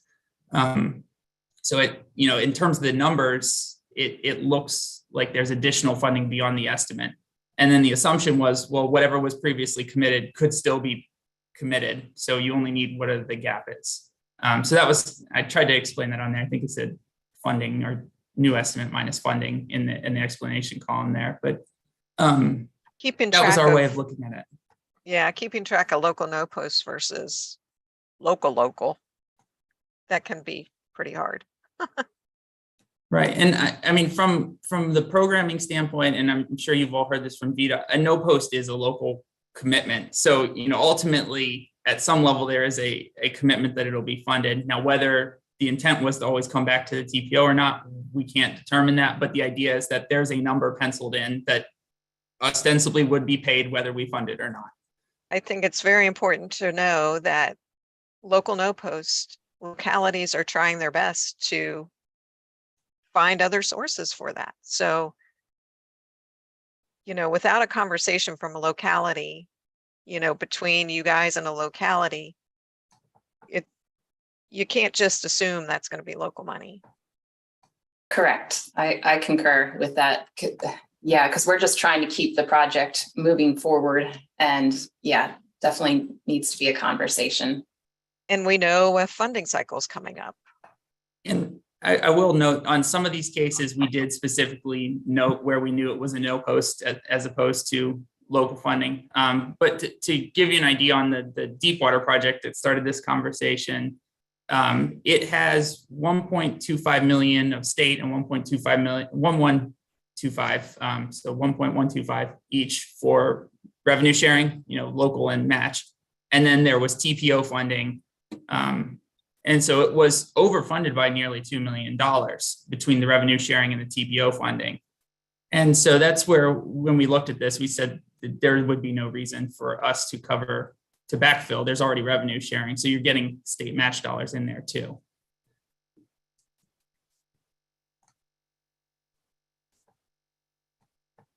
The next two, and kind of going to the no posts, is the idea on two of the Henrico projects, and both of them that are in this. Henrico committed to the no post to move the projects forward. Again, since they were such small amounts, we felt that CVTA was an appropriate use in this case. However, they are very small. They're TPO funded largely. It would make sense to cover them, in a normal scenario. So that's where we left it, was CVTA is an appropriate source for a $200,000 deficit. This one, Route 1 in Ashland, was the only other project that we felt was particularly a good case for TPO funding. And essentially, this is a BDOT administered project. It has seen cost increases. So you can see 11.5 up to 14.3 now. And the town doesn't have CVTA in the amounts needed to cover this deficit. So this isn't something that the town of Ashland could cover with their local CVTA dollars. So we felt that this would be an appropriate use of Rstp for an existing project. We've largely funded the project to date. You can see 97.2% of the total allocations. So we felt this would be an appropriate use for the CVTA here. And they're ready to move forward now with construction. So this is, I think they're on schedule for early next year, I believe. I'd have to go back and double check, but experienced some delays, but they're still largely on track for construction right now. Hi, Miles. It's Nora. Thank you for that great explanation. I'm in a 10:30 meeting, so I'm trying to listen. What Miles said is correct. It would take us 9 years to pay for this deficit with CVTA funds. VDOT has said they came up with a number. We're 50% through right-of-way, and they came up with a number based off of bids they've received on other projects and the increase due to inflation and construction cost. We have no other funds. All of our minimal CVTA funds have already been committed to other projects.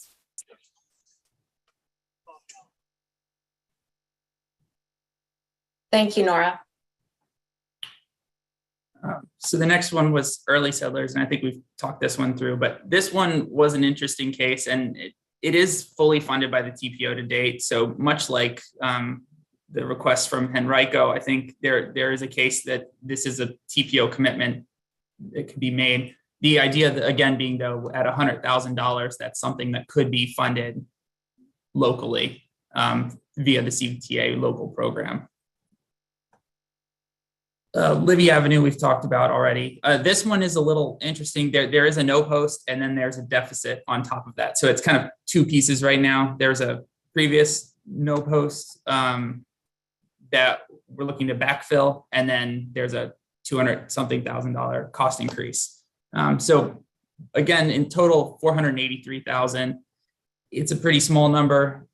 The thought was this is something that CVTA local dollars are a perfect use for. However, given that the TPO has largely funded this project, so that 88% is sort of misleading here because the no post is the difference. So it's a fully TPO funded project as well. So staff does appreciate the idea of this is fully TPO funded. Let's keep it fully TPO funded as well. So this is sort of the same situation as early settlers. And then the last one is the TPO scenario planning pilot, which you've heard about through various presentations. So this was bid, and it actually came in significantly higher than originally estimated. So as we went through we had, I believe it's 3 bids and worked through that process. The estimate is now 600. So there is a deficit. The TPO doesn't have access to CVTA, Plan RVA can't pick up the funds. So there's no additional funding source available for the TPO. And Rstp is sort of unique in that it can be flexed over to our PL funds. So that's kind of the thought on this one as well. And this is a regional study. So that's the scoping side of it. It is still a regional. This isn't a locality specific study that goes with it. So those are all the projects. So this one and the Ashland project were the two that we felt there were no other sources available to cover those deficits. The other projects, as staff noted, we either didn't have enough information to make a clear recommendation, or we felt CVTA local might be a better match. So hopefully that helped provide a little more information on these as we went through them, and I'm happy to scroll up as needed. Barb, I see your hands raised. For the scenario planning, did you look to see if there were ways to reduce the scope? Chet can chime in, but this is already reduced from the original responses to the RFP. Yeah, it is. And we're trying to be responsive to FHWA recommendations. So we wanted to include kind of what we have here. As you know, with a lot of studies, the difference is public engagement, and that's going to add a lot of cost. So that's where the difference was in terms of what we estimated and what the bids came in as. One thing we've found is we've worked with SIR with public engagement, and they're able to do so much with social media and really targeting audiences that the cost of public involvement using their methodology is so much less expensive.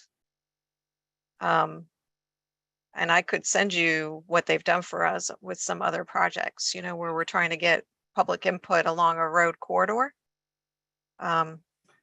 We get a lot of engagement for very little cost.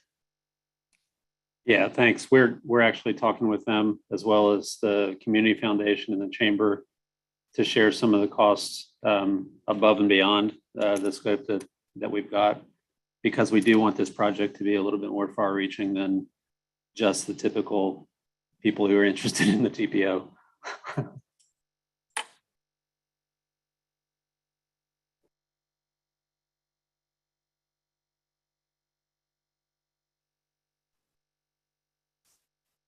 Well, we've had a lot of discussion. It sounded like we still, I guess, needed some more answers from some of the projects in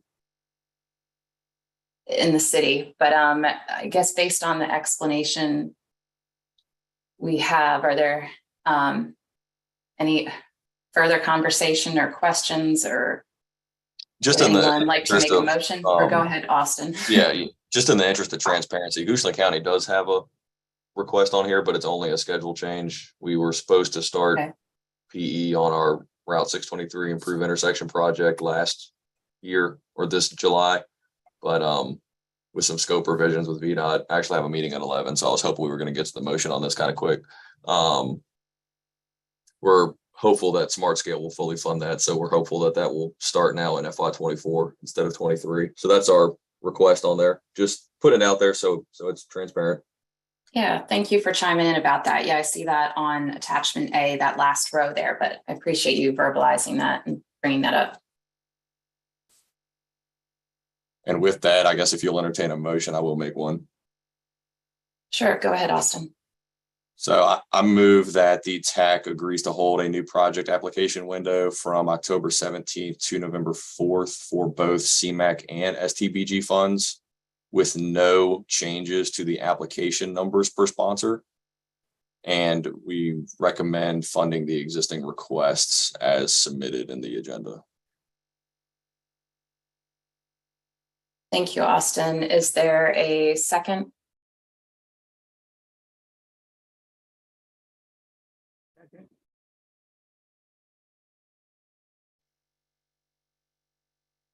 I'll second.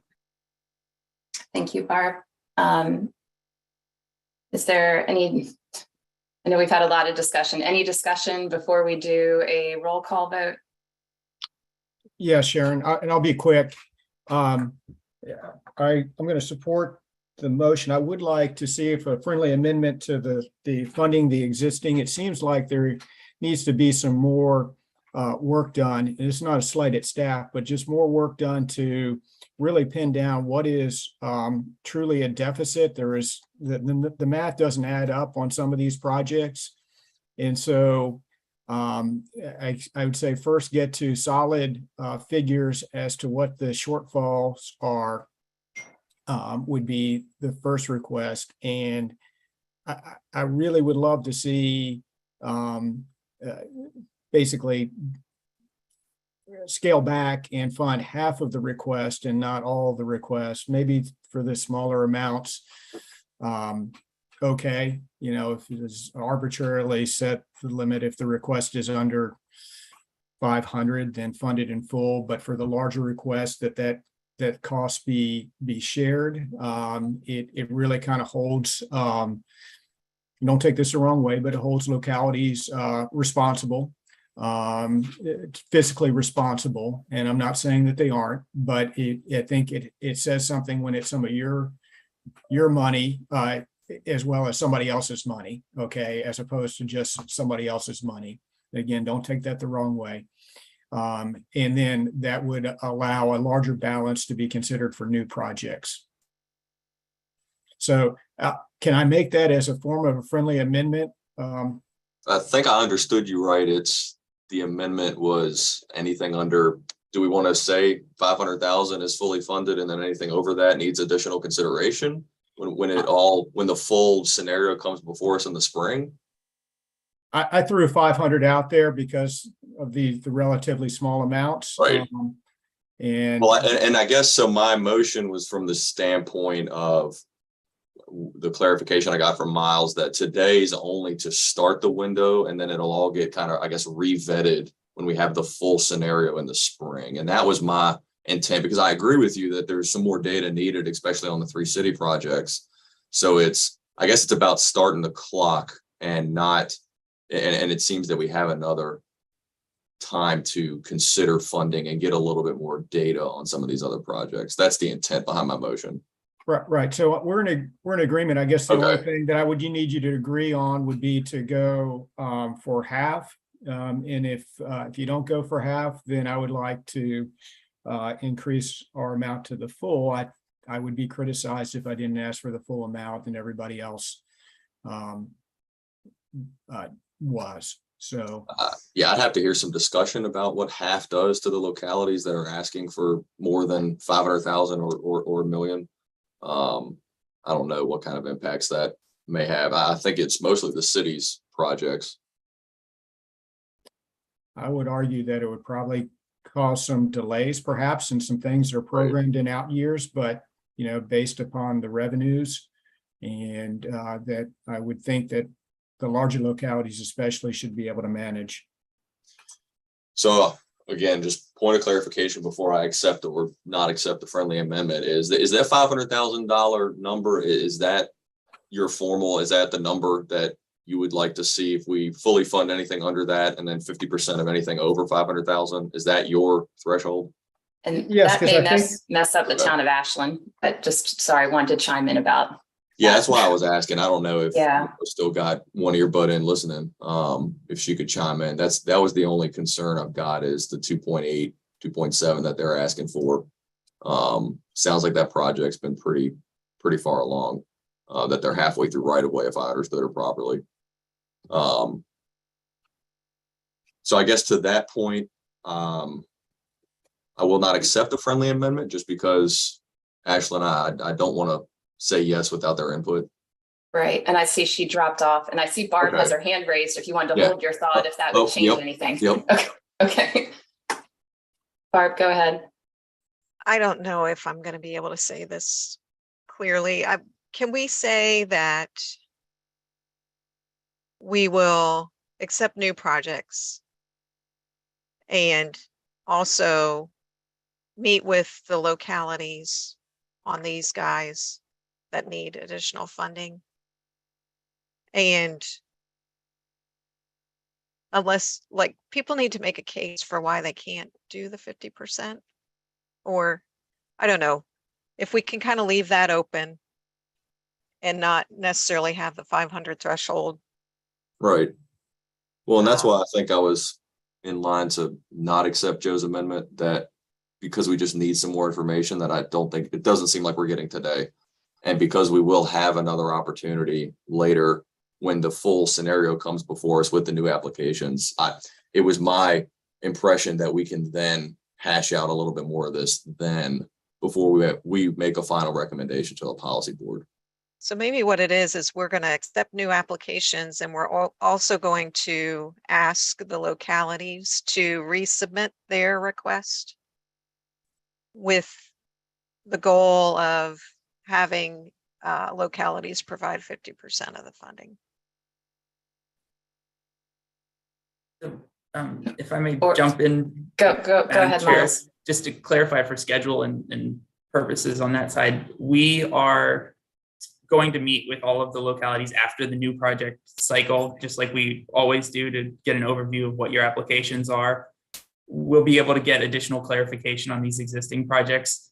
And again, today we're just trying to pencil in a number so you guys have an idea. We really don't need that last clause if it's complicated. I mean, we can live without it. It's just, we were trying to give you a sense of how much funding would be available. So, knowing that it's about 4 million, if you accept it all, is probably enough to move forward.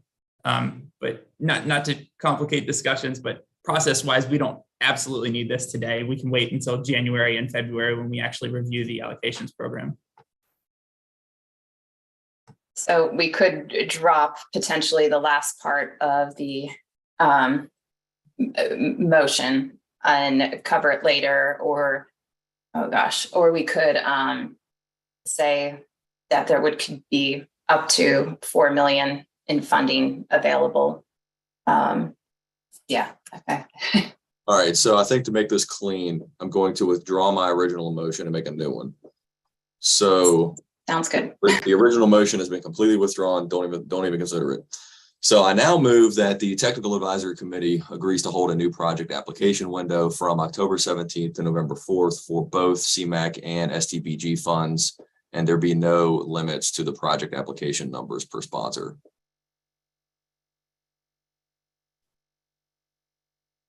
No changes to the limits. Correct.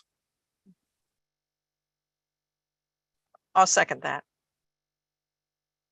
Thank you for everyone's patience, and Austin and Barb and Joe for input. Okay, Miss Firestone, could we do a roll call vote, please? Miss Amos left us, is that correct? Yes, I don't see her on here anymore. Sharon, did we get a second? Yes, it was Barb.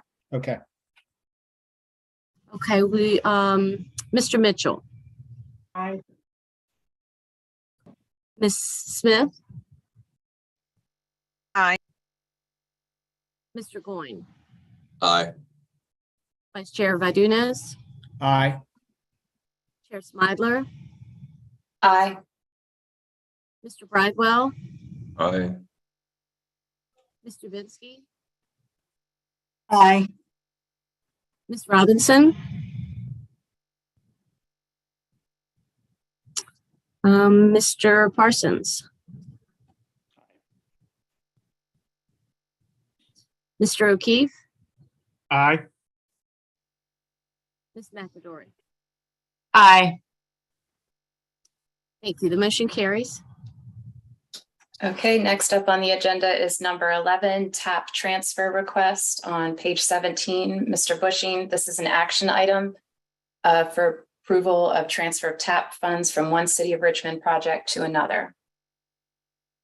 Thank you again. Continuing the conversation that we've had, this is a proposed transfer of a small amount of funding, and it's related to project schedules and ability to move forward. So the TPO, as you know, is sub-allocated TAP funds, and we get to directly select which projects receive funding. In 2018, we selected 2 different projects in the City of Richmond, which were both related to the Gillies Creek Greenway. So it's phases 2 and 3. This is a multi-phase project. It's ultimately a 2.5-mile spur off of the Capitol Trail.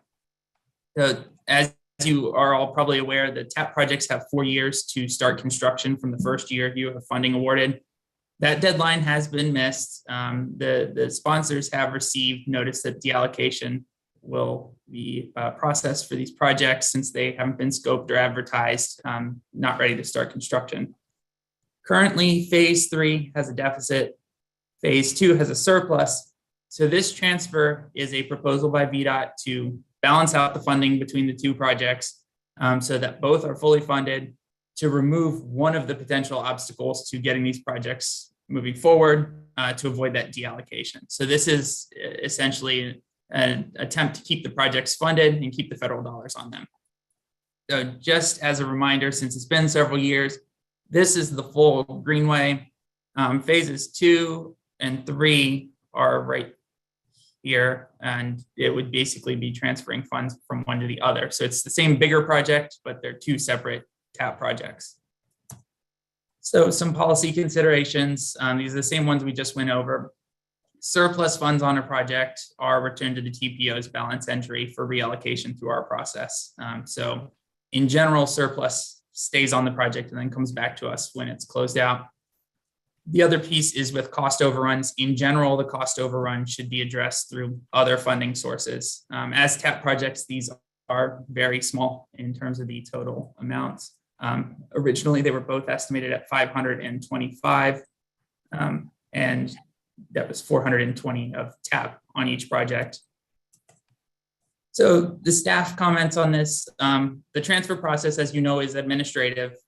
Additional allocations require a review from either the TAC or the policy board. This is under 10%, so this would be the final approval needed, would be here at the TAC level.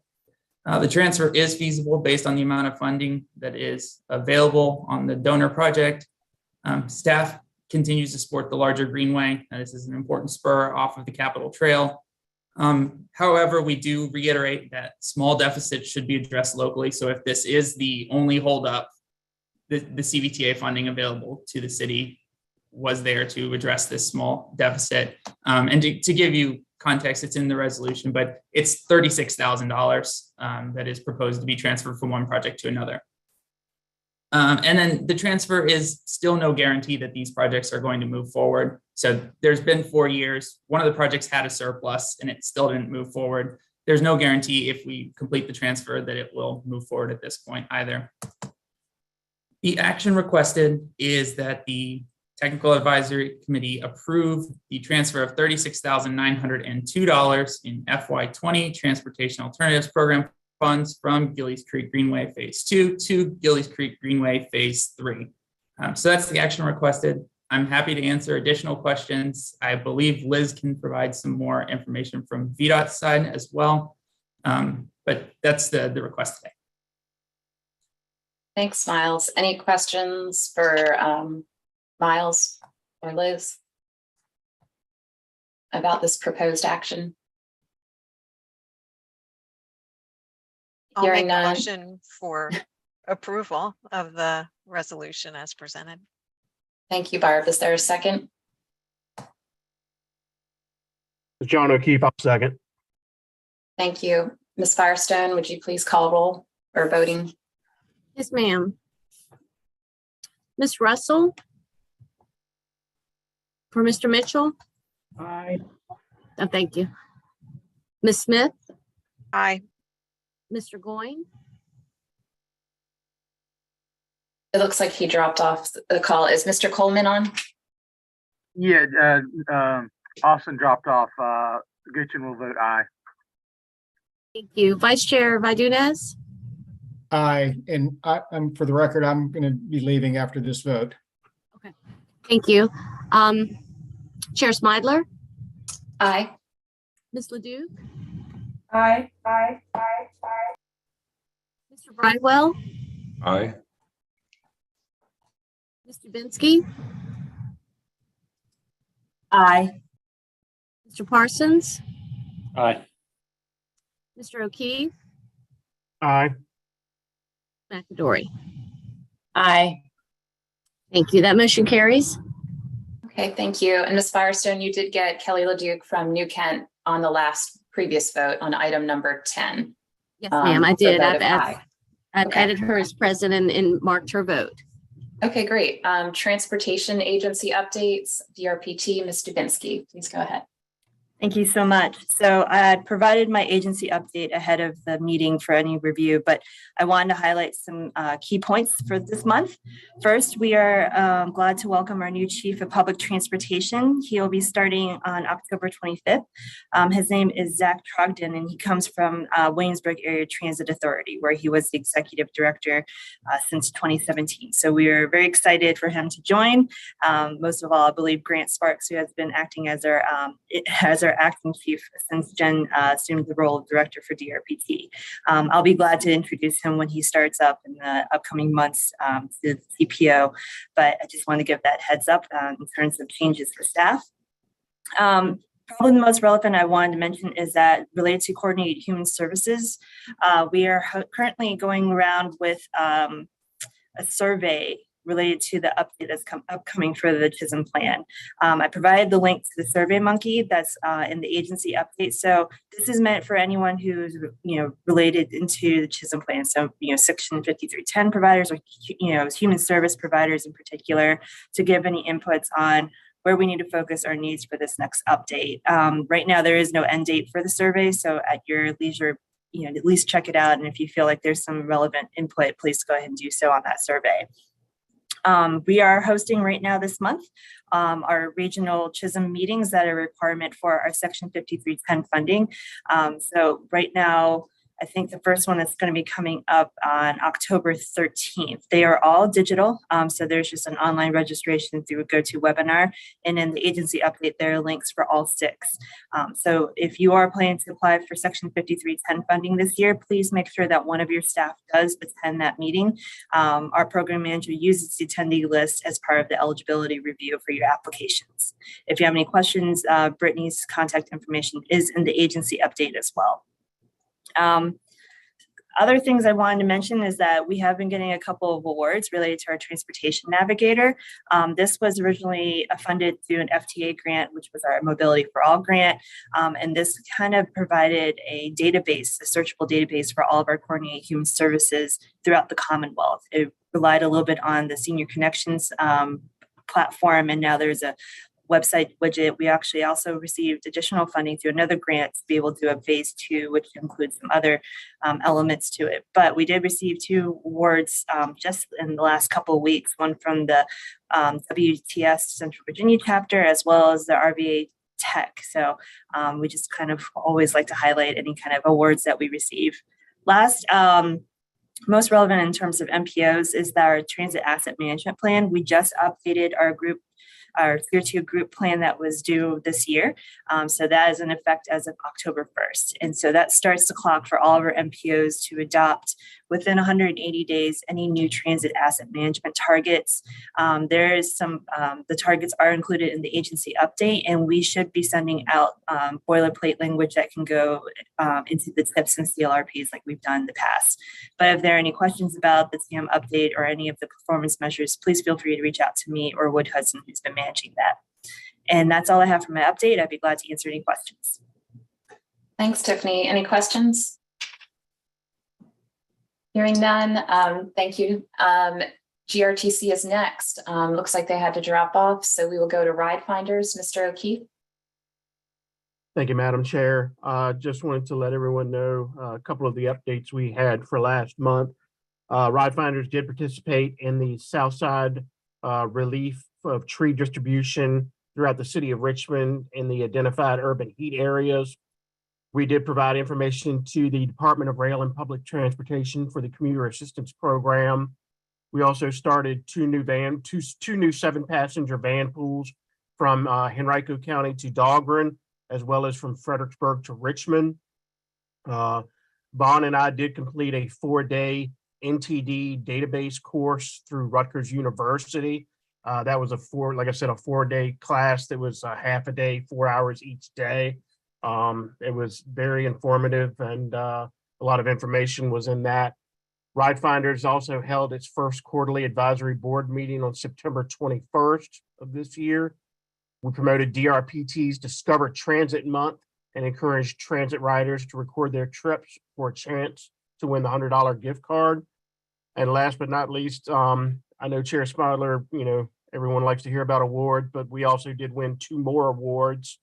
Ride Finders received from the Richmond chapter of the Public Relations Society of America the awards for the Commonwealth Award of Merit for public service category for the Ways We Go and Youth Sustainability Outreach Campaign. And we also received the award from that same group for the Community Award for Shoestring Budget for 5,000 or less. And it's a Green Thing campaign. And with that, that's the end of my report, and I'd be glad to answer any questions anyone may have. Congratulations to Ride Finders on those awards. Any questions for Mr. O'Keefe? Thank you, Madam Chair. Thank you. VDOT, Ms. McAdory.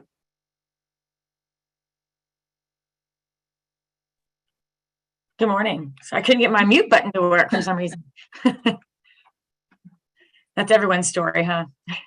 Okay, I'll try to make it quick. Update for CTB from September. There were several presentations of interest. There's a link there under the workshop presentations. You can see some of them were investment plan strategy, progressive design build overview, revisions of 23-24 budget assumptions, and so on. I won't read the whole list, but the link will take you to those presentations. The action meeting, we took action on transfers, which happens every month. There will be another action next month for a bigger update to the SIP. The SPA agreement, the standard project agreement for the Fall Line Trail for the northern section, the agreement between VDOT and CVTA was signed, and that was a blanket agreement. So future CVTA agreements won't have to be taken to the CTB to execute with VDOT for the Fall Line Trail. They also approved the Virginia Highway Safety Investment Strategy and the Asset Condition and System Performance Targets. The next meeting is going to be in Virginia Beach. It's currently planned for October 25th and 26th, the 25th being the workshop, 26th being the action meeting. And just a heads up, there is no November meeting, so they'll skip November and be back in December. Quick update on Smart Scale. You guys are all very aware.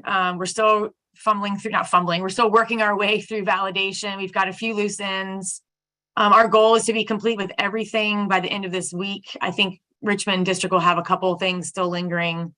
And you guys all know you have who your contacts are, but if you ever can't reach your contact or you need anything, feel free to reach out to me and I will let you know.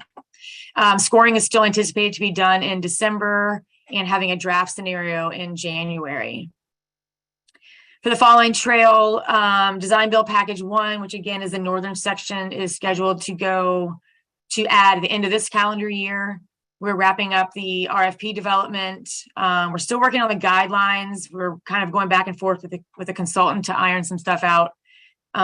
We're planning on having those done before the advertisement, but if not, at least the section that has the technical requirements. More to come on that. And if you're a part of the CBTA Fall Line work group, you'll be hearing more about that. We're planning on the southern section. We've already started preliminary environmental work, some survey work. And we have done an alignment change on the southern section. It's still going to go down to VSU to Patton Park, but it's just going to be a little bit further east. What else are we going to say? That one's, we're on schedule basically every 6 months. We're planning on advertising that one middle of calendar year 23. And then we're doing some very preliminary work on a third design build project. We haven't yet identified funding for that. We're thinking it's probably going to go up to or potentially into the city of Richmond. Again, very early preliminary coordination on that. Yeah, and then we're also helping, hopefully helping the CVTA prioritize like the rest of the funding they have. Obviously, everyone knows the story that funding or cost estimates are going up, and the funding that is allocated to the trail currently, the total funding is not enough to build the whole trail. So more to come on that. There are currently no public hearings or willingness to hold public hearings in the study area. And it concludes my update, unless you guys have questions. Thanks, Liz. Any questions for VDOT? And Ms. Firestone, if you could upload, when you get a chance, VDOT's update to the webpage. I see DRPT's has been uploaded and OIP's presentation. So that's great, just so we could get to the links that were referenced. Do you have it, Janice? I think Nicole sent it. You're muted. I have the one from the policy board meeting that's dated Oh. October 6th, and I can post that to this page, or usually I'll Nicole send will it. send me one after the Yeah. meeting. This one's a little bit different. Okay, I'll send it as soon as the meeting's over. Okay, great. Thank you. Number 13, future meeting topics. That's on page 19 of the agenda that Chet had put in the chat earlier and is available on the webpage. So won't read through them, but if you have anything you want to add, please let Chet, Janice, or I know. Are there any TAC member comments? That's item number 14 on the agenda.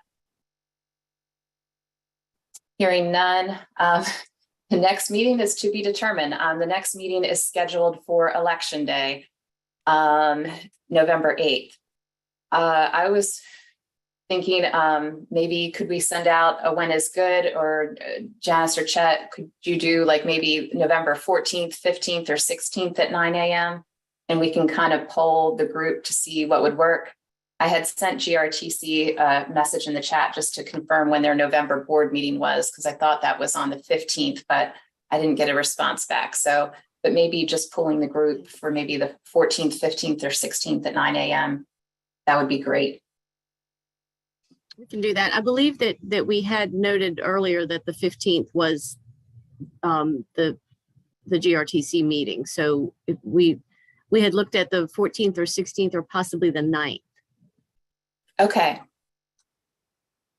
Yeah, and the 9th would still be fine too. So yeah, if you want to entertain the 9th, I know sometimes GRTC has shifted their board meetings, so I wasn't sure what was going on in November yet. I couldn't find it. Too. Okay, thank you so much. All right, so thank you everyone for hanging in. It's a long meeting, but I appreciate everybody's input and helpful conversation. This meeting is adjourned. I hope everyone has a nice week and talk later. Thank you. Thank you. Thank you. Thanks, y'all.